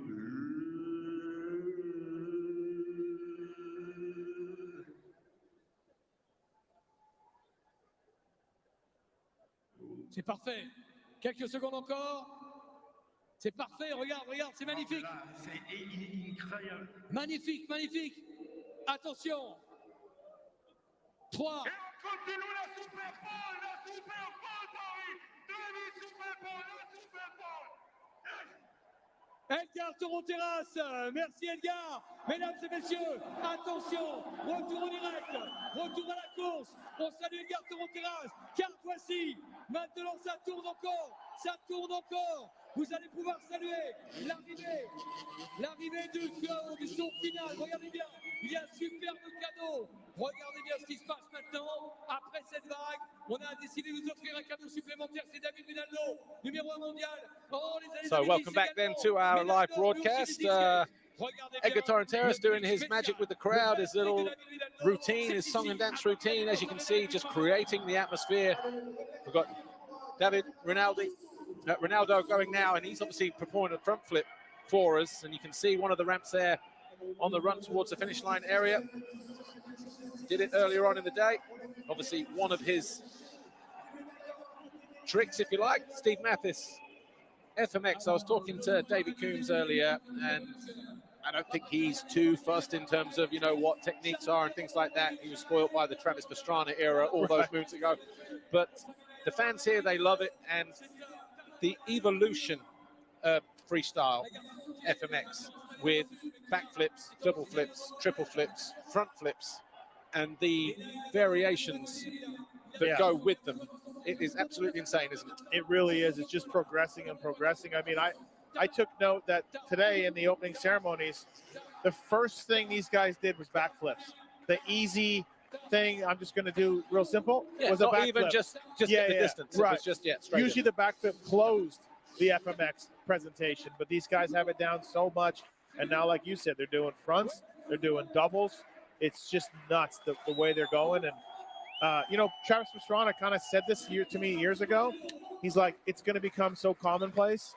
And now the guys are going to do fronts And then he had said, if you built a ramp, I think it'll work. And I'm like, okay, whatever, Travis. And then Travis Pastrana, soothsayer, because he's right. Watch this.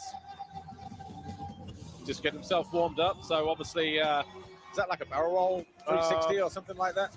Sure. That's a Tom Paget trick, isn't it? The louder you cheer, the higher they go. That's all I know, Paul, about freestyle. But yeah, that stuff's pretty impressive. But even still, one hand on the bike there, twists himself all the way around, and yeah, that's pretty good stuff. And also, don't forget too. I mean, this is a 2-stroke, but guys are now in 4 strokes. Yeah, making it a little harder to do the tricks. Heavier bike, more momentum, right? Actually, Matt Rabot is on an electric bike. Yeah. In this freight train of FMX guys. I feel like Matt Lebeau and Edgar Torrenteras has been doing freestyle for 30 years. I think am I right about that? Yeah, they fell out doing freestyle, if you know what I mean. That's how they were born. I've seen these guys in so many races over the years. Either when I was a mechanic, they were still doing freestyle exhibitions over in Europe. Good for them. All right, here we go. Are we going to see this? Are we going to see it? Depends. Yeah, here we go. There you go. And when you look at the ramp, obviously it has that little kicker on it. Yeah, stoked every time he does it because it's not an easy trick. You've got 30,000 French fans baying for you to get it right. Yeah. That's a lot of pressure right there. Yeah. You know, I feel like with FMX, just like with Supercross, the French are started a little bit behind the Americans, but they've ramped it up, and some of them are the best in the world. See what you did there? Yeah, good point. There's a replay of it. Look at that. The rotation on the body alone. You've done that, but not on purpose. I've done quite a lot of those. Yeah. I landed on my head doing a few of those. Got the picture to prove it. Right. But yeah, just simply amazing. I mean, you know, the backflips are so easy for these guys. They're just like breathing, right? So now we're doing the fronts. Now we got doubles. Incredible. Yeah. But we'll just give them all a name check here because obviously David Ronaldo, who you've seen there, the local boy, Julian Van Stippen of Belgium, Edgar Torrenteras, Matt Rabot, and Nicolas Texier. They finish now with what's called Le Choo Choo, according to Francis Magnonou, like the train. Okay, there you go. They call it the Choo Choo. Only in Paris. There you go. Ronaldo. Did you ever do any like radical jump contests in your day? You had to have. No, I just went play riding. Really? Just play riding. Yeah. Just probably. So Rob Herring, you remember Rob Herring? I went to South Africa when I was 11 years old. Yeah. Went to South Africa when I was 11. Stayed at his place for about 4 weeks, December into sort of into December, and then learned a lot of things from him. Just double jumps, tabletops. We didn't have any of that stuff when I was, 11 years old. I went out there on a plane with a friend of mine, Barry Johnson. I was 11. He was 16, I think. We're both schoolboys. No parents, no nothing. Remember getting to the airport, mum and dad at the gate.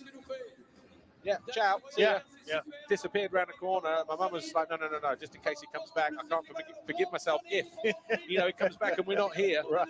Going to South Africa, 14-hour flight. Yeah. Mandela was still in jail. Yeah. And all that kind of stuff. Andy Jefferson rode. Oh, in that series. So you've got Jim yeah. Tarantino, Larry Wassett, Gary Denton, Andy Jefferson. Yeah. And imagine that. Andy Jefferson going to South Africa to race. Yeah, really, in right? that time. Yeah, I need to ask him about that. I just saw him last weekend. So you never really did any like cause sometimes the pros would do tricks at local races and get $100 here and there, but never that, because I mean, remember in late 80s, Rick Johnson put out that, pros at play thing, and it was just mind blowing, right, to watch these guys play ride. And you were of that era, Cliffs and stuff, that kind of stuff. It was pretty remarkable back then. Yeah, finding cliffs, step-ups, and all the rest of it. Looks like we're getting ready for the sighting lap for the final race of the evening for the Supercross 2, the SX2 category, the 250s. Remember, this is part of their French championship as well as the Prince of Bercy over the 2 nights of racing. And there you see, number 66, our winner from both races, Chris Blos. So be interested to see if he can make it a clean sweep and leave here with 60 points for the evening. Over the years at this race has always been a bit of a controversial thing because, like you said, this is part of the French Supercross Championship, and the Americans get dropped in here by different teams, right? And these guys are in a championship, and so there's been contact over the years between Americans and French riders in the turns, crashes happen or whatever, and the French riders are like, hey, man, I'm trying to win a championship here. Like, I was just going to let you go. I don't care about you. You're not in my championship fight. American guys are, aggressive or whatever. So there's been little troubled times at times between the French riders and the American in the SX2 because the French guys are keeping their eye on the bigger prize, which is the championship. Is this the final round? Do we know? Because sometimes it's the final round for the SX2. No, there are 2 more left. Okay, yeah. 2 more left. So, and then the American riders have sometimes put a real hurt on some French riders' championship hopes at this race without even knowing it. Start list depends on where they finished in the previous race. So Jace Owen goes to the line second ahead of Yannis Huti. First one, it was where they finished in time practice. But just give you a recap then. Since the first race, about 10 hours ago, Chris Bloss was your winner of the first SX2 sprint race, which was 7 laps. He edged out Yannis Huti and then Jace Owen, Thomas Doe, Colin Park, Matt Moss, Lucas Ambert was 7th, Reese Malin was 8th, Julian LeBeau 9, Quentin Prunier 10. And in the second sprint race, which wasn't that long ago, about 4 hours ago, Chris Bloss, Jace Owen got the better of Asuti when he ran off track. So Asuti coming home 3rd, Matt Moss 4th, LeBeau, Malin, Thomas Doe, Colin Park, Quentin Prunier, and Lucas Ambert. And that means heading into this final race, and the final race of the night, Chris Bloss, maximum points, 20 points for each win. So he's on 40. He's 8 clear of Jace Owen. Yannis Huti on the same points because they've gone 2-3-3-2. So it'd be interesting to see who takes that second place. And obviously Matt Moss 4th overall in the classification at the moment.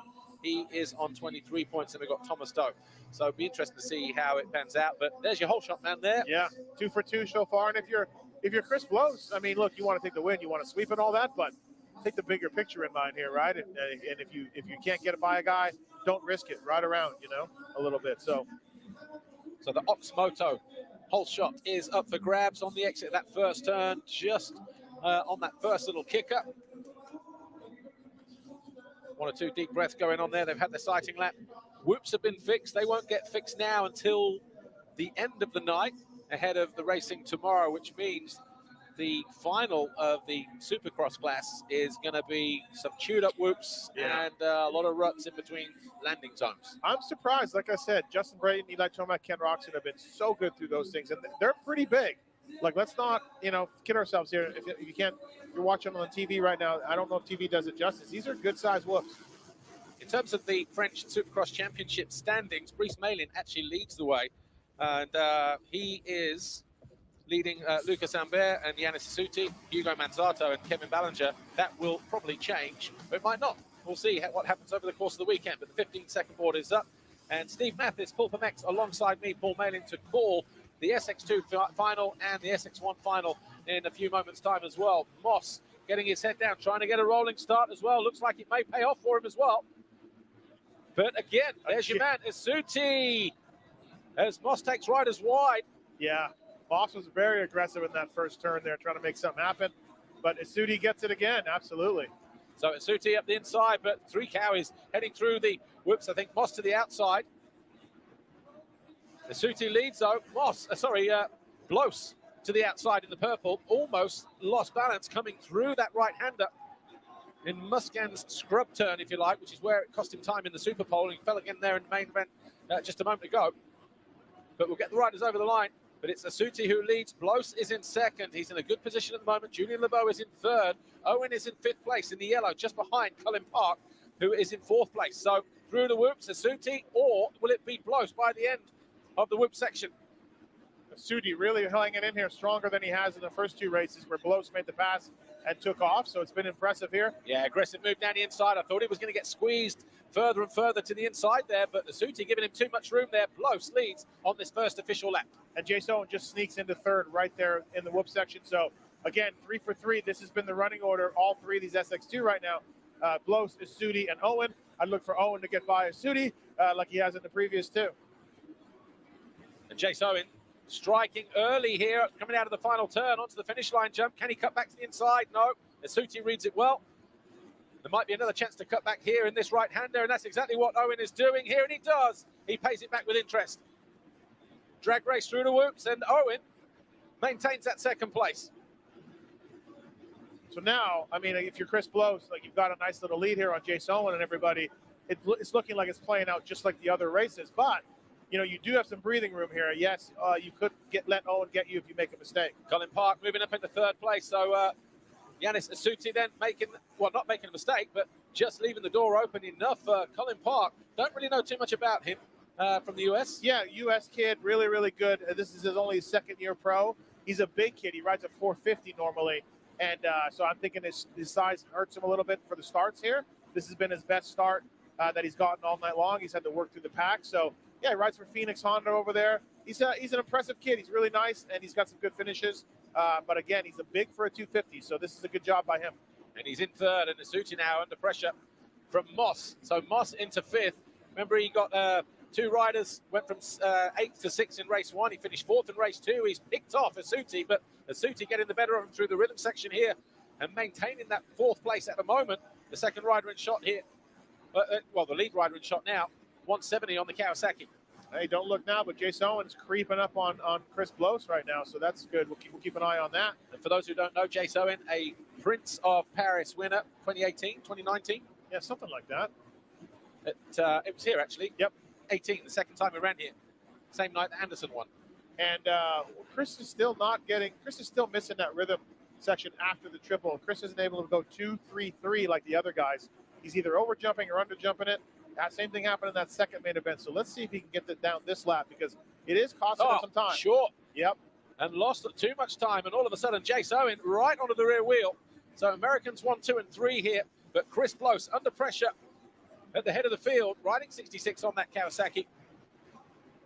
Jace Owen right where he wants to be. Can he come away with a race win tonight? Couldn't do it there either, and Owen was so close to him he couldn't pull the trigger either. But yeah, if it gets later, those guys are not going to be scared to do just that. Colin Park is creeping up on both of them. Impressive ride from Park this time around. Good start, and he's gaining in confidence every single lap.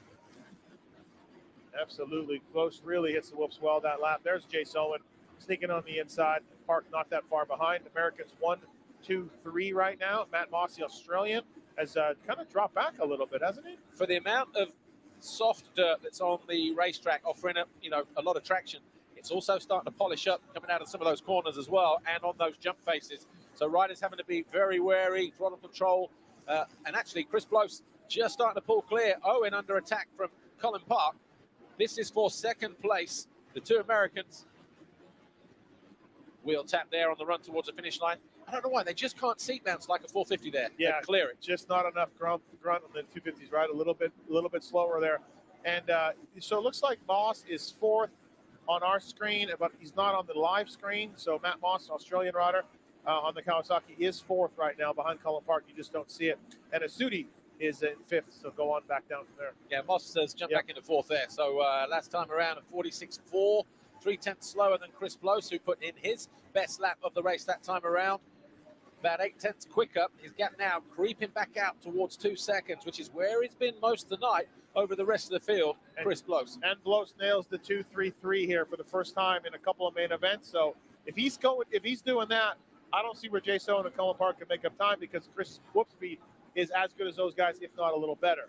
So once he gets that rhythm down, which he just did, that's huge for him. 3 minutes and 33 seconds to go in the final SX2 main event. Plus a lap, and he's 1.4 seconds clear of Jace Owen. Colin Park is there, but look at Matt Moss there. 102 closing in. The Australian is getting the measure of the 3 Americans ahead of him at the moment, and he may just run out of time, or he may manage to bag another position here. He's got better as the night has gone on, so too has Colin Park. But Blows and Owen, the two sort of mainstays in this SX2 category. And Blows got it again, so 2-3-3 right there. Yeah, Matt has been put in late charges, as you made mention of earlier. He's done some late charges in the race, so it seems like it's going okay for him later. So yeah, Colin Park right in front of him, not far behind. Have you seen how rutted the takeoff is on the finish line jump now? So there's probably about 10 ruts. You'll see it as the riders come through next time around. Looks pretty rutty, right on the base, right in the center as well. But a good charge this from Matt Moss. What were the lap times last time around? 46.5, 46.9, 47.0, and a 47.1 for Blows, Owen, Park, and Moss that time around. And Asuti was the fastest guy that last lap. So yeah, look at Asuti, he's still got something left. Yeah, his fastest lap of the race. His fastest lap, yep. Fastest guy on the track right now. But yeah, Blows, once he's gotten that 2-3-3 down, I think he's been able to maintain this lead on these other guys. And it's smooth sailing for Chris Blows, who told us all he was going to retire, Malin, in America. And then he's still racing. Amazing. How old is he? actually? I Is he think- one of those young retiree No, type I think guys, he's or is about it- 32 or so. All right. Yeah, 30, 32 years old. And, you know, we had kind of said it was his last race in America. And then Bud Racing guys, a French team, picked him up for a World Supercross, picks him up here, and he's rewarding these guys. He was really good at UK and Australia, and now he's good here tonight in Paris. So then next year we'll see him in the French Supercross Championship, and then Paris, and then I think that's what we're looking at. Oh, battle for seconds tightening up here a little bit. Colin Park getting his third win behind Jace Owen, and a minute 34 plus a lap to go, and Matt Moss lurks right there. So yeah, things are getting a little tight for Jace Owen right now. yeah, he was 3/10 slower than Park, his pursuer. That time around, we've got another lap to click off here. Look at the ruts here now. Face the jump there. Yeah. So 47.27. It was only a couple tenths in it, a couple hundredths in it that time around. So these two now matching themselves, matching each other line for line, and pretty much to the 10th, 100th of a second. And Matt Moss doesn't seem to have the legs in the leg stages of this race. These guys are not making it easy for him, though, not making any mistakes. They're not. You know, it's interesting, too. Jace Owen rode for Club MX Yamaha this past year in America. Well, he's going to Phoenix Honda for 2023. His teammate will be Colin Park, the man in third right now. So these guys are new teammates in America for 2023. You're a wealth of knowledge, sir. Some say. Others don't. So 2 laps to go. Look at those ruts in that corner. You're absolutely right, Paul. You picked that up early on. Dirt is always good here in Paris, always really good. You raced here years ago, and you've been in a ton of these. Riders like it. They enjoy the dirt. But, yeah, there is some of these ruts for sure. From in your 17 in a row campaign coming to Paris, Yes. because, 17 in a row, and Matt Moss closing back in again, do the riders favor day one over day two? Does the track get better? Does the traction become, because obviously the dirt, they bring it in, does it dry out over the sort of 24, 48 hours that it's in here? Yeah, And it then does. offer up, you know, It does dry out. It gets hard packed. It gets a little bit of a base tomorrow. And things get a little easier for him. It doesn't get as ruddy. It gets a little easier to ride. You'll see that tomorrow, the guys, too, they only get one practice, and that's all they need. They're fine with it. You know, they're not wishing to get more practices. Everything's kind of settled in. Yeah, because obviously tomorrow is 3 till 7, our live broadcast local time. Today was 7 till what should be around about 11 o'clock when we're off air. See the sparks there as, I guess, the titanium just catching maybe a rock in the dirt there a lap ago from Colin Park. Yeah, I've seen some of that coming up. Oh, look at Mass Moss. Final lap, by the way, for Chris Blow. It's going to go 3 for 3. And look, Chris is a great rider. There's no doubt about it. But I am impressed with the dominance he's had tonight. Like, if you had told me he went 1-1-1, but was involved in battles with Jace Owen and Matt Moss, I'd say, okay, I get it. But he's really been the dominant rider tonight. Good job for Chris Blow and the Bud Racing team. Absolutely. And they put a lot of effort into this race as well, being a home round for him, Bud Racing Kawasaki. But out of the final turn, Chris Blows is going to go 3 for 3. He's going to make it 3 wins in a row here on day one at Paris La Défense here, Nanterre, on the outskirts of the City of Lights. Jace Owen second, Colin Park third, Matt Moss, Yanis Asuti, and then we will have Julian Lebeau on a Kawasaki, not a KTM, and then Brice Malin, the championship leader coming into this weekend, Lucas Ambert, Quentin Prunier, and Hugo Manzato. Nick Durkall will just miss out on the top 10, finishing in 11th place. Thomas Doe, what happened to him? 9 laps he lasted, so missed the last 3. Very unlike Thomas Doe to not be up front, right? But had definitely had a bad race, and something went on with him there, but that's unfortunate for Thomas Doe. Justin Starling, too, American rider, had a very good 450 Supercross season in 2022. He's been off the pace a little bit here tonight. Yeah, because he wasn't even in the top 10 in the classification before this third and final race of the night. So we're going to have podium ceremonies here this evening then. So Chris Blows, let's get these up here. Chris Blows then wins all 3. With an 11-point lead over Jace Owen, who goes 3-2-2. And, there's the whole shot. Yep, it was Asuti. Asuti with the Ox Moto whole shot, and he's going to get 500 euros for his 3 whole shots, or obviously, I guess it's 1, 2, 3, so probably 3 points there in that little category, but he could have gone and won 2, so he probably still would have picked up those $500. Probably, yeah, very good job tonight. And he hung in there in the last main event, the best he has all night, too, so he's going into Sunday on feeling pretty good because he was closer to the lead pack in this last main than he was in the other 2. So the SX2 category is done, and as you can see, Chris Blows wins it from Jace Owen, Colin Park, Matt Moss, Yanis Suti, Julian LeBeau, Brice Malin, and Lucas Ambert, with Quentin Prudier and Hugo Manzato rounding out the top 10. Nicolas Daucourt, Mikhail Lamarck, Pierre Lotzi, Justin Starling, 14, Maxime Charlier, and Arnaud Aubin. And then the last four, Kevin Ballinger, Enzo Pelias, and the Valentin, and Thomas Doe. Thomas didn't. You've been waiting all night to say that. Something along those lines. You know me. Anyway, here's your whole shot, man. I've been informed that Chris Blows is 35. 35? 35, yes. That's even better. Yes. Good job. So just slightly younger than Tony Cairoli and Justin Brayton. And Justin Brayton, yeah. Brayton, 44 years old, I've heard. Oh, yeah, unbelievable. I must be dyslexic because I'm sure I saw 83 on there. Yeah, 38, Justin Brayton. Yeah. Doesn't look a day over 37. I don't know why he's quitting. I told him today, why are you hanging this thing up? You set the fast time in practice. Yeah. You just cut second, you know? Yeah. Well, look, this was the race as it unfolded in the final, the main event, if you like. Yanis Suti with his third Oxmoto hole shot. He did his best to keep Chris Blows at bay, but look at this. Blows, despite getting squeezed to the inside, kept his line, held his nerve, forced the Frenchman wide. Jace Owen was in third. Colin Park was fourth. And then we saw Owen move into second. He just rammed it down the inside of Suti, rattled his cage a little bit as he took over that second place. Couldn't do anything about Blows, though, despite closing in on him on several occasions. Yeah, I think once Blows was able to get that rhythm down, that was the end of the Jace Owen Colin Park charge. That's the final rhythm before the final turn. Yep, absolutely. Yeah, because there's a smaller takeoff on the inside. You can either single, double, and work it out from there, or it can outside triple in and have a good momentum through there. But yeah, a lot of options. Yeah. For 250. You know, the Bud Racing guys too, whether it's Chris Blows or whoever, they bring over Tyler Bowers one year. I think Ryan Sipes raced for them. A little bit like Mitch Payton's Pro Circuit Squad in America. Like you said, they take this race very seriously. They bring over top talent all the time.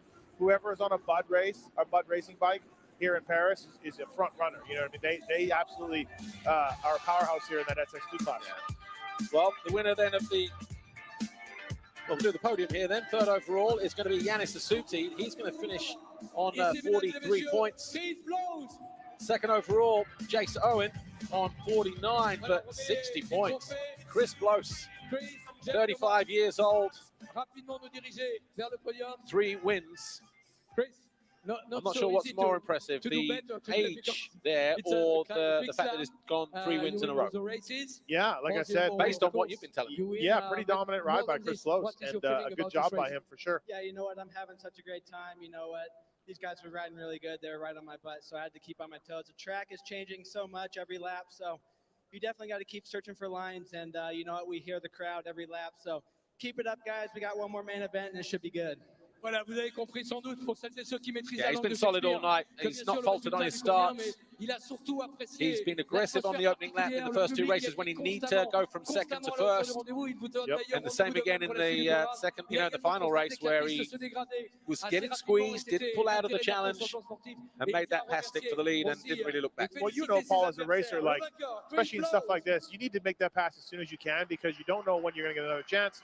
And you don't want to start adapting to the other rider's speed.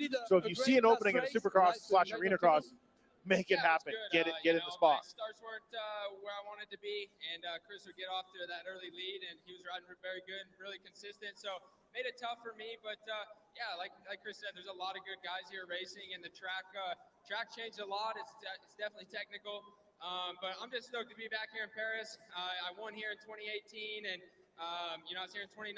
It's my first year back. Or since 2019, but just have an awesome support group here. One of my best buddies, Wheels. I got Courtney here with me, Ben, sheet metal, wrenching, and really just Flo, Rishier, everyone for bringing me over here. Eric, thank you guys. It's been a good experience, and thank you fans for coming out. We got another night of racing, so hopefully we can put her one spot up. Yeah, Jace Owen there mentioning Courtney Lloyd, who was formerly Team Canada captain, Motocross of Nations, or team manager. And she ran the Club MX team in the World Supercross Championship this year. She did, yeah, absolutely. A fellow Canadian. And yeah, I guess Brandon and those guys at Club were a little busy. So, so he's actually Canadian, Jace Owen, because he's with the American flag there. Fellow Canadian Courtney. Sorry. Okay. Yep. But yeah, very impressive race by Jason.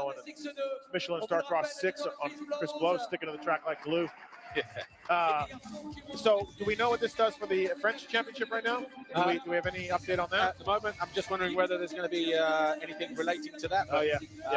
Because, that, like I said earlier, that's a race within a race over here, right? Yeah. But Bruce Malin, who was leading the championship, not having the best night of it here this weekend, and or so far. Sometimes I think we have. Actually, I think it's tomorrow, isn't it, that we have the final podium. We for give the away a 6 YCF races. little pit bike and everything, right, to the winner and all that. Did you like racing these kind of stuff? Like, you're an outdoor guy, obviously. You're a GPs. You love the start money, but when someone called you for this race, you did this once, or any of the Sheffield stuff or anything like that.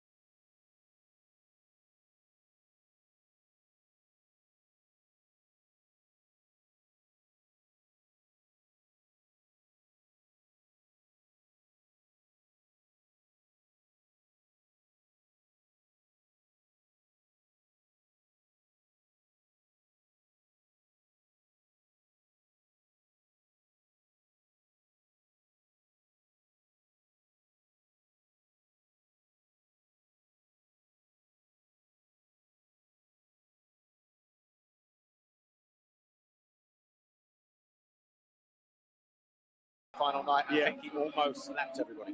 Almost. Yep. Because when they had the whoops down on the right-hand side here in the Bercy Stadium, coming out of the tunnel, tabletop, and then under the tunnel and out, he crashed in one of the races in the tunnel. Messed him up. Good times. Here we go. SX 1/3 main event coming up. This one's 12 minutes plus a lap. There's Ken Roxon. There's Eli Tomac. He's pretty good. He's having a good offseason.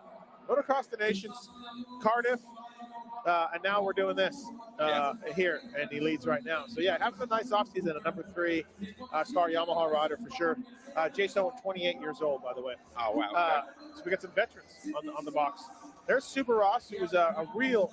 There wasn't a guy happier for him last year get on the box than Cedric Super Ross. He was absolutely ecstatic to get on the box with Marvin Bouscan, his hero, and Justin Brayton, 3rd overall, I think he got last year. And it's really cool anytime a French rider can have success here because the fans get right behind him. Gregory Aranda, number 20. He's a French veteran, been around for a long time. 21, not Gauthier Paulin. Not 20, good point, not Gauthier Paulin. Rosali. But Kenny's had a good night. That second race, he came to life. He did. He really did. First race, right there, couldn't get by JB. Second race, caught past Eli Tomac, even opened up a lead. Very impressive for the 94, who, as of this TV broadcast right here, doesn't have a ride for 2023 in America. He'll end up somewhere, but as of right now, nothing going on for Kenny, which is, very strange. There's Bar contemplating life in the whoops right now, probably. Rough main event, too, for him. Yeah, 3 King of Paris titles to his name. After today, when you look at Tomac and Roxon, the way they're riding, and have been mistake-free, still 1 main to go and 3 races tomorrow. It's hard to see past Eli or Kenny being the King of Paris this year, because Marvin already, when you look at the classification, Tomac on 3 points, having gone 1 point for a win in the first race, the second, so 1 + 2 is 3. Kenny Roxon 3-1, so he's on 4, a point behind. Then you've got Cooper Webb and Justin Brayton on 8 and 9. Marvin Muscat is in 7th place on 14. Yeah. That's a tall mountain to climb. You know, if he was 2nd place in 14 points, that's fine. He needs just one man to have some disaster strike, but he needs a lot of help from a lot of guys. And so it's looking bleak for Marvin Muscat to get his defend his King of Paris title. But and as he won race 2, Kenny Roxon finally goes to the line on pole. He got the super pole time earlier on in the night, but chose to go to gate 3, allowed Brayton into gate 2 and Eli into gate 1, and Tomac came away with a whole shot in that first main event. And obviously now it'll be interesting to see whether Roxon will go and line up in gate number 1, or will he go for that gate 3 because maybe doesn't want to get squeezed to the inside. Well, Tomac was doing the same thing at Cardiff. He's lined up on the inside gate, right? There you go. There we go. There's our answer. Good observation by you, Paul. Because Eli's got that inside gate the first 2 ones, and he's done a good job. And some riders, and you know this, some riders don't like the inside because it is a boom or bust thing. If you don't get your handlebar up to the guy next to you, you're done. You get cut off. But I'm with you. If you see what Eli did the first 2 starts, control the inside of the turn, right? And also he got into trouble going into the first turn in race 2 as well, when he was getting leaned on by Marv. Yep. And he got hooked up with Brayton. Yep. He was lucky to stay up, actually, and he came out in 2nd place behind Tomac. So doesn't want to take that risk, knowing that there's only 1 point in it between those 2 at the end of today's races. Absolutely. That's Peyton Stevenson there. His mechanic, his practice bike mechanic in America. So not his race bike mechanic, and it's just they're friends. They have a good tight bond, obviously, but Peyton's spinning the wrenches here this weekend for him. Tomac's bike obviously flown in from the US for Cardiff, the 1 round that he did of WSX, and it stayed here in France, in Paris. Yes, I believe and, so. Yep. That's obviously the last time he's going to be out riding the 2022 model. He'll go back from here, resume testing on the 23, which is an all-new YZ450F. Yeah, Blue Crew's done a lot of good jobs for 23. They lightened it, they narrowed it, they made the center of gravity lower, they put a lot of work into it. Not a lot of parts off the 22 that even fit on the 23. So Yamaha's going big for 23. The early reviews from guys that I talked to that know Dylan Ferrandis, and they say he absolutely loves the bike right now. Yeah. Actually, why no Dylan? Just focusing on getting healthy and just getting his head down. Or the check wasn't big enough, right? You know how that works. But yeah, absolutely. I think he just, didn't have any interest in coming out, wanted to work on Supercross skills. And Mookie? Another regular? Didn't hear anything about Mookie coming here, yes or no. You know, obviously he's done well over here, and the fans love him. Yeah. But yeah. Would have been cool to see both the Lawrence boys here, though, in the 250 category. Obviously, pulling out for visa issues was I think the reason given, wasn't it, or something like that? But those were legit issues. I did some digging around. It really was a visa issue with COVID. Oh no, I wasn't messing. I was just saying the visa. It was just what had been heard. Yeah, that was the official reason. You know, I had one of the riders tell the story in the main event about the Lawrence brothers, but they told me an interesting thing. Here we go. 15-second board is up. It's about to turn to 5. Main event, 12 minutes plus a lap. So we're expecting around 20 laps here for the final race the day before they do it all over again. This time, Kenny Roxon in gate number 1 up the inside. Tomac out, and he closes him down immediately.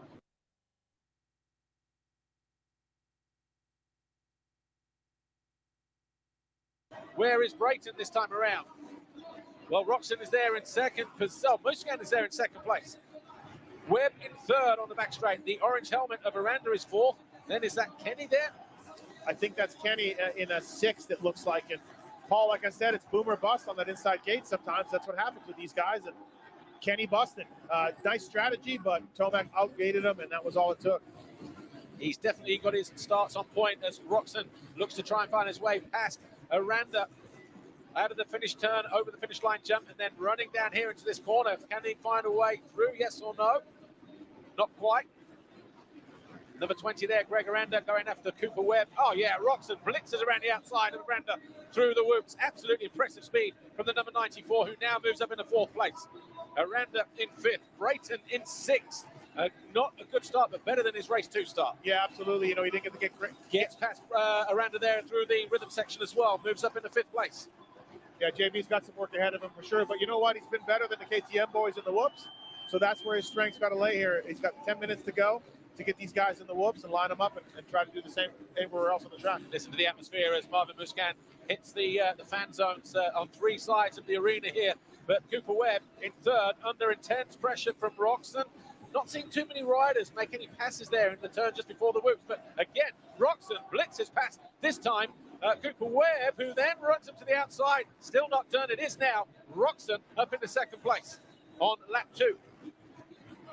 Roxon into third, right behind Cooper Webb. Marvin second right now. Eli Tomac looking like, might be a long night for everybody else in this main event. He's looking on point right now. Yeah, 1.8 seconds clear. Eli Tomac from Marvin Muscan.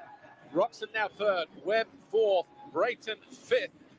Brayton has been solid and strong through the whoops all night long. So too is Kenny Roxon, who's now up into third place. He's got about, 1.2 or 3 seconds to make up on Marvin Muscan. His lap time last time around was a 44, almost identical time, both in the 44.5s. Here's Brayton going after Webb in the whoops. Yeah, unbelievable whoop speed for Brayton and Roxon, as they've done it all night long.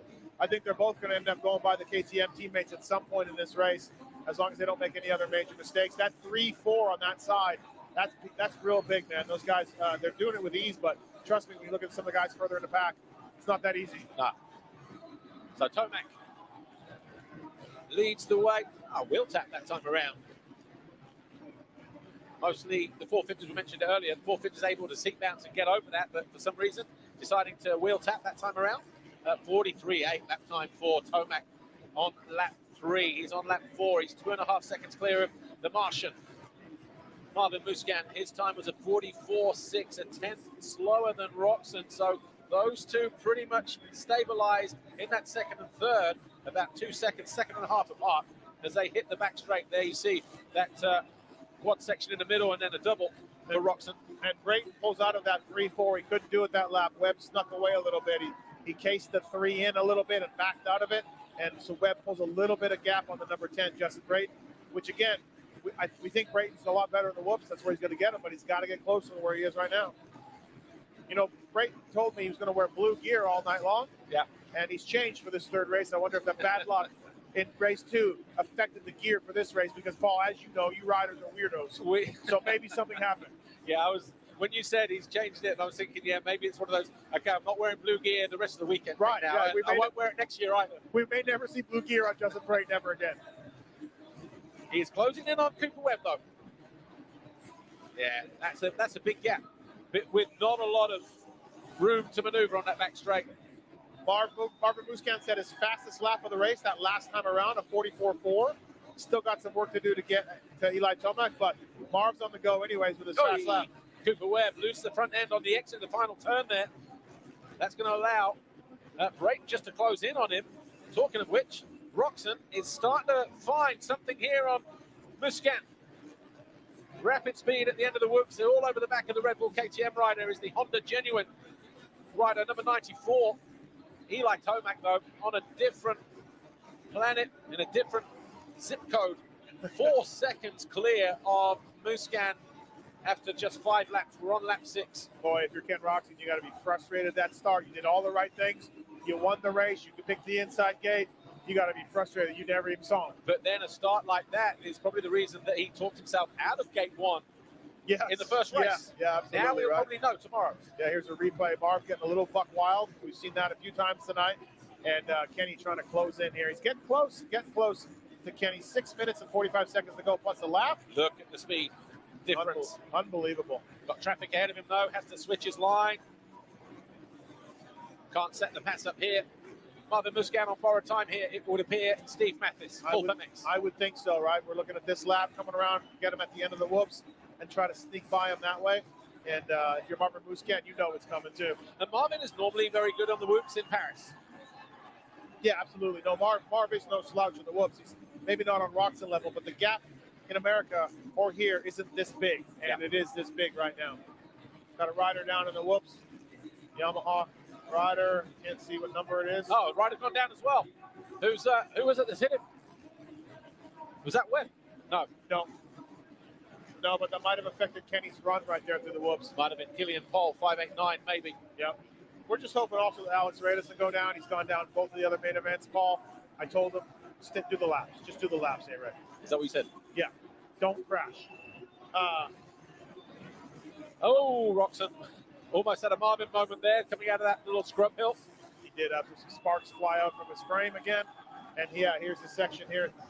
Crowd is imploring Marvin to get going. They got their inflatable drumstick things are going on, and they want Marvin to hold off the German. He needs right these here. 2 points because as it stands right now with Eli Tomac's lead, the biggest it's been all night for almost 4.5 seconds.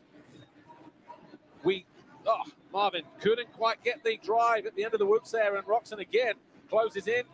There's going to be a setup for a pass here. He goes triple. He's going to have to hit the brakes, cut back. That's exactly what he does. Marvin was caught, couldn't do anything.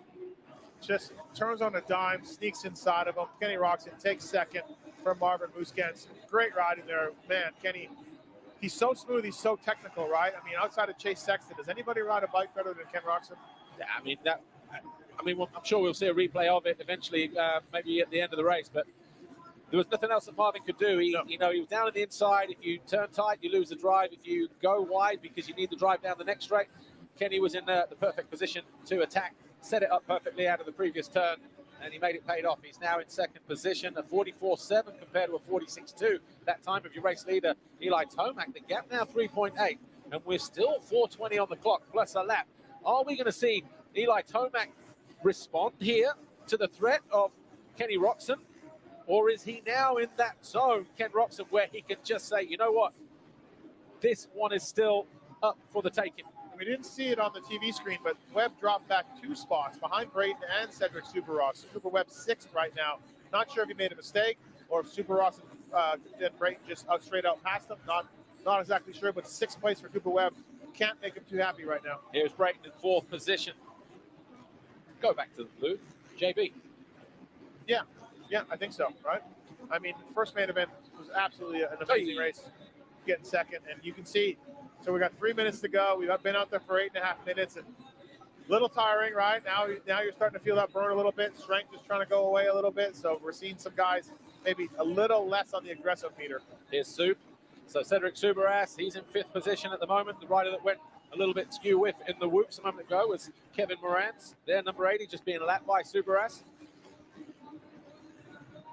Kevin Morantz, privateer from America, really a self-made privateer. He's real crowd-funded and does a lot of neat promotions for his sponsors. And he's got a little bit of a fan base going. It's kind of neat what social media can do for riders like that nowadays. So Tomac, the gap is coming down. It was a half a second a lap ago. It's now coming down again. It's now 2.7 the gap with 3 minutes plus a lap to go. Do we have a race here, Paul? Do we have a race? Possibly. Is it squeaky bump time for your race leader?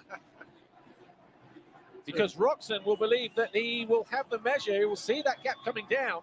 Yeah. Is it going to be something? This is close. You don't think it, but is it something as simple as arm pump for your race leader? You wouldn't have thought so. A man of that experience. 1.8 second lead only. Kenny has chopped this lead down on Eli Tomac. Either lappers or arm pump or something. Absolutely. Roxon smells blood now. He sees that number 3 there. And I do wonder what's going on a little bit. Did Eli just look down?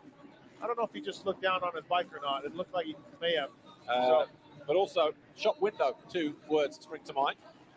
Kenny put himself well and truly in the shop window for 2023 for someone, somewhere. Yeah, absolutely.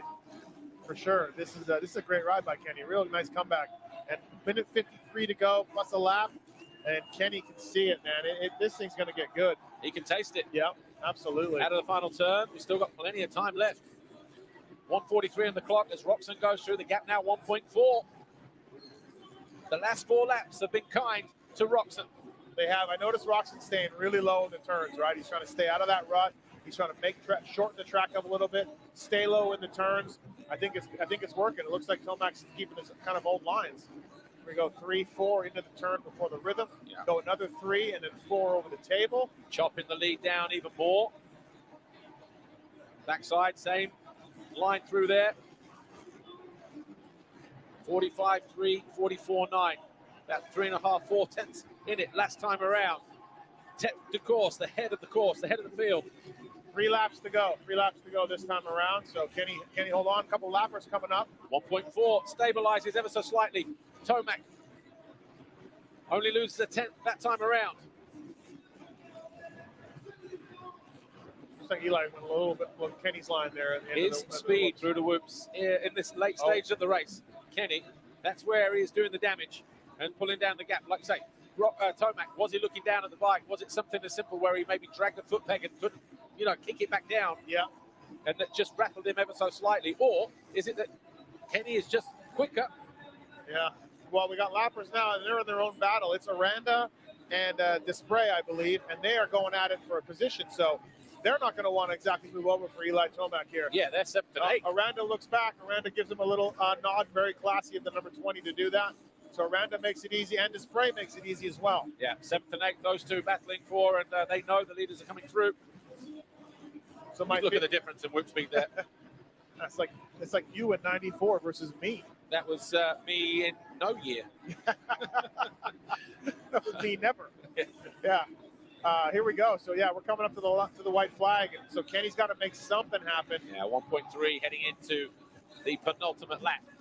Listen, you're a racer though. Even if it ends up 1 and 2 just like this, if you're Ken Rock Jr. going to bed tonight, knowing what you did, knowing that start, and knowing you caught Eli Tomac, like this thing is far from over. Oh, absolutely. Put it this way, you won't need a blue diamond tonight.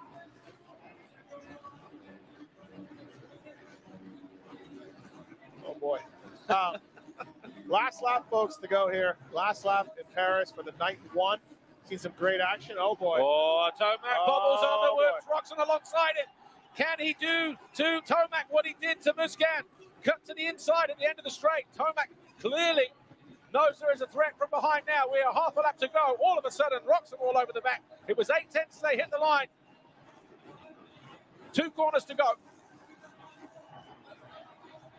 Tomac has sustained the pressure from behind. Roxon just losing out in that final rhythm section, but it's going to be Tomac who secures the win.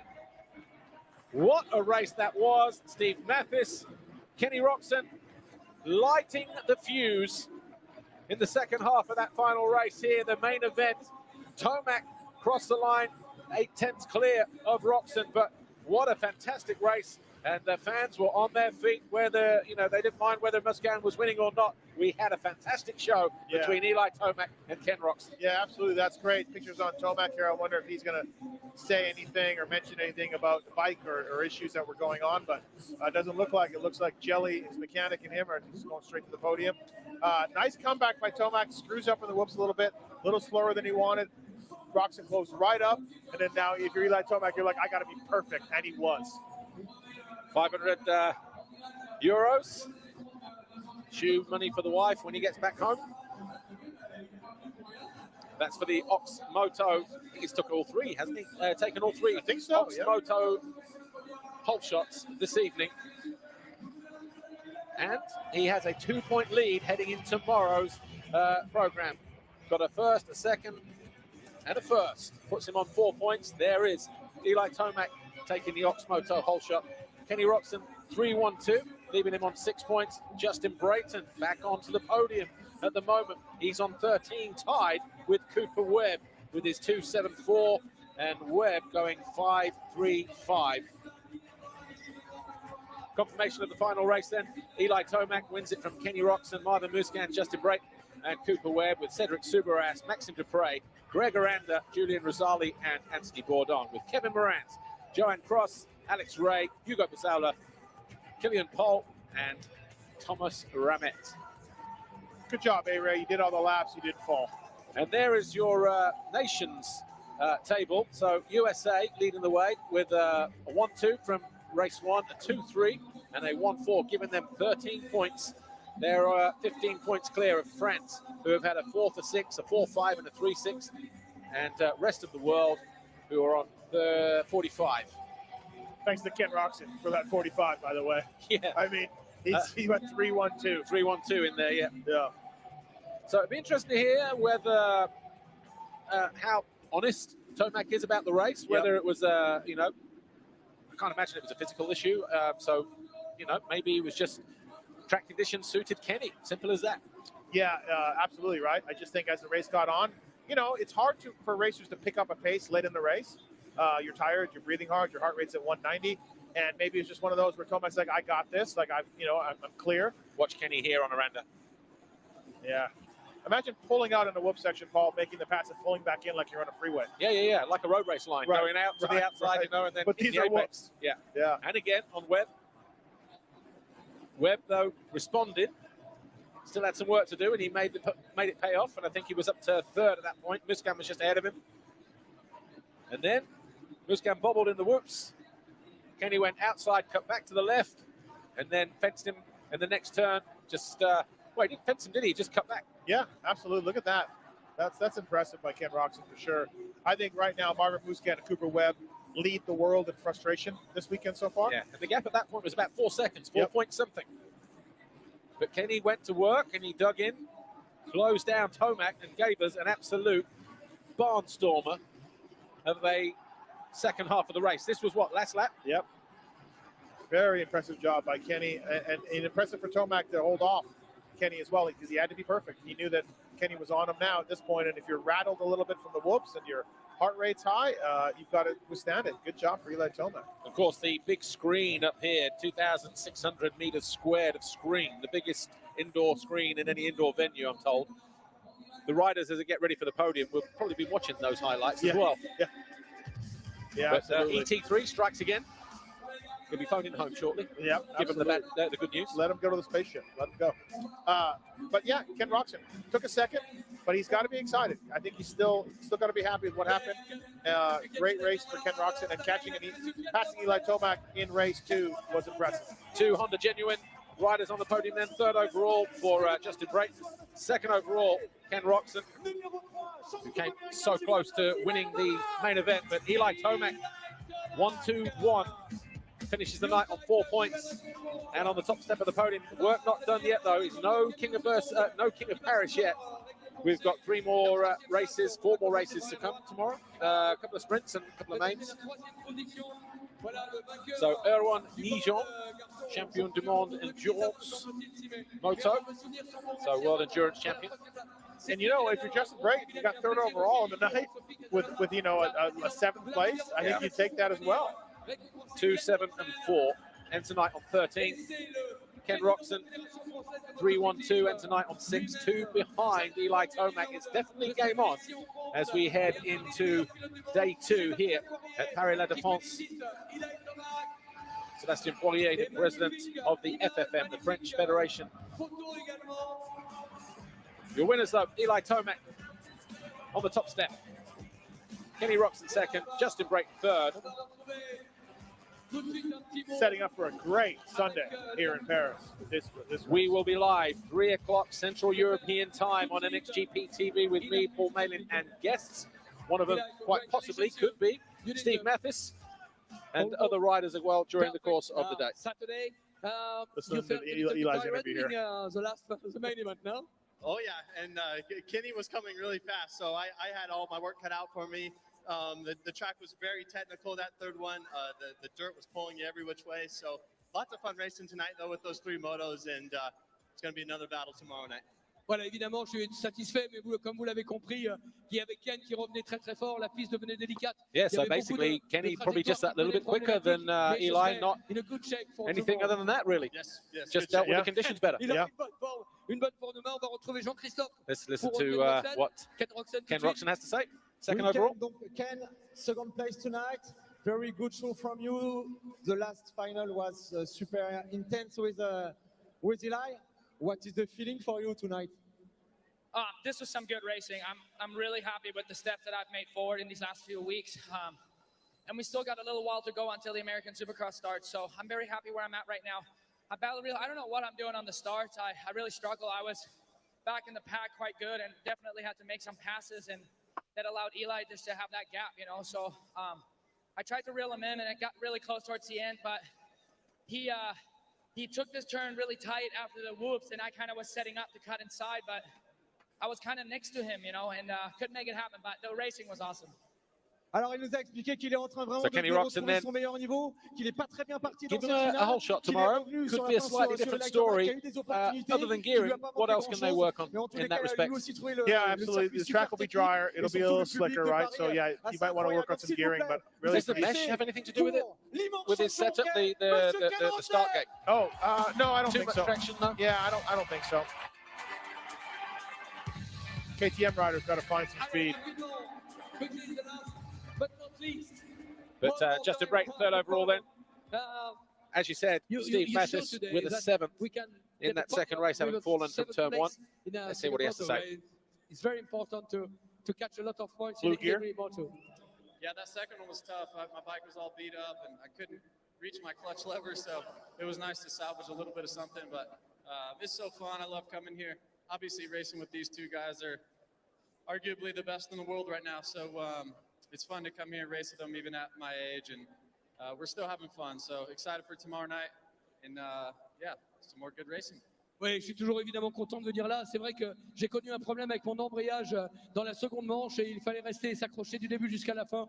Et vous l'avez compris, un peu déçu bien sûr, mais il donne rendez-vous demain. Mesdames et messieurs, c'était la première soirée. So Justin Brayton in third overall for Honda Genuine. Supercross de Paris, He'll go back to the drawing board overnight and think, you know what, if I get 3 solid rides tomorrow, stay out of trouble, he could be challenging for a win. Yeah, absolutely. Possibly, because he's quick on the whoops. Yep. But he has to be with them right from the very first lap. And them, I mean Eli and Ken. Yeah, I think you're absolutely right. He's not going to catch those guys in raw speed, right? But he can certainly do the laps at their speed and match them and maybe get a break or two and hold those guys off. So I think you're right. He could pull something off. Look, Ken Roxon caught, passed, and pulled away from Eli Tomac at main number 2. So what we saw tonight, catching him at main number 3, we could be in for a hell of a race tomorrow night between those two guys. And if Brayton gets in there, like you said, he gets a little better start, he can be in the mix too. So it should be an exciting night. And also the track conditions could be slightly different tomorrow, day 2. We already spoke about that earlier. Riders maybe find it a little bit harder, a little bit slicker. Maybe they're not as soft. So then does that make it less technical and maybe they're more difficult to pass? I think it makes it a little more technical. It gets slipperier, flying the throttle becomes something, right? You have some big rhythms here that you definitely do not want to come up with wheel spin on it. You want to make sure you have enough power to get over them. So I think it makes it a little more technical. And don't forget, too, there's some physical fatigue. These guys are flying from America. Time zones are probably catching up to them. Sleep's catching up to them. And now we're racing earlier in the day in the afternoon. Yeah. So it's going to be a little tough day tomorrow for these guys. Yeah, it's been here, Wednesday, Thursday maybe. And then obviously nothing to get up for on Friday. The training session that they had closed doors was Friday afternoon, Friday evening, and then of course we have the next race is they're going to need their sleep. So anyway, look, Steve Mathis, thank you for joining us here. We've had some fantastic action. This is the closing clip, I'm told. So it's been a fantastic day 1 here in Paris-La-Défense in Nanterre, on the outskirts of the capital, Paris here. The City of Lights. Eli Tomac runs away with the win tonight from Ken Roxon and Justin Brayton. Who will it be that wins day 2 and walks away with the King of Paris title? My name's Paul Manley. Thanks for watching. We'll see you tomorrow on MXGP TV. Bye for now.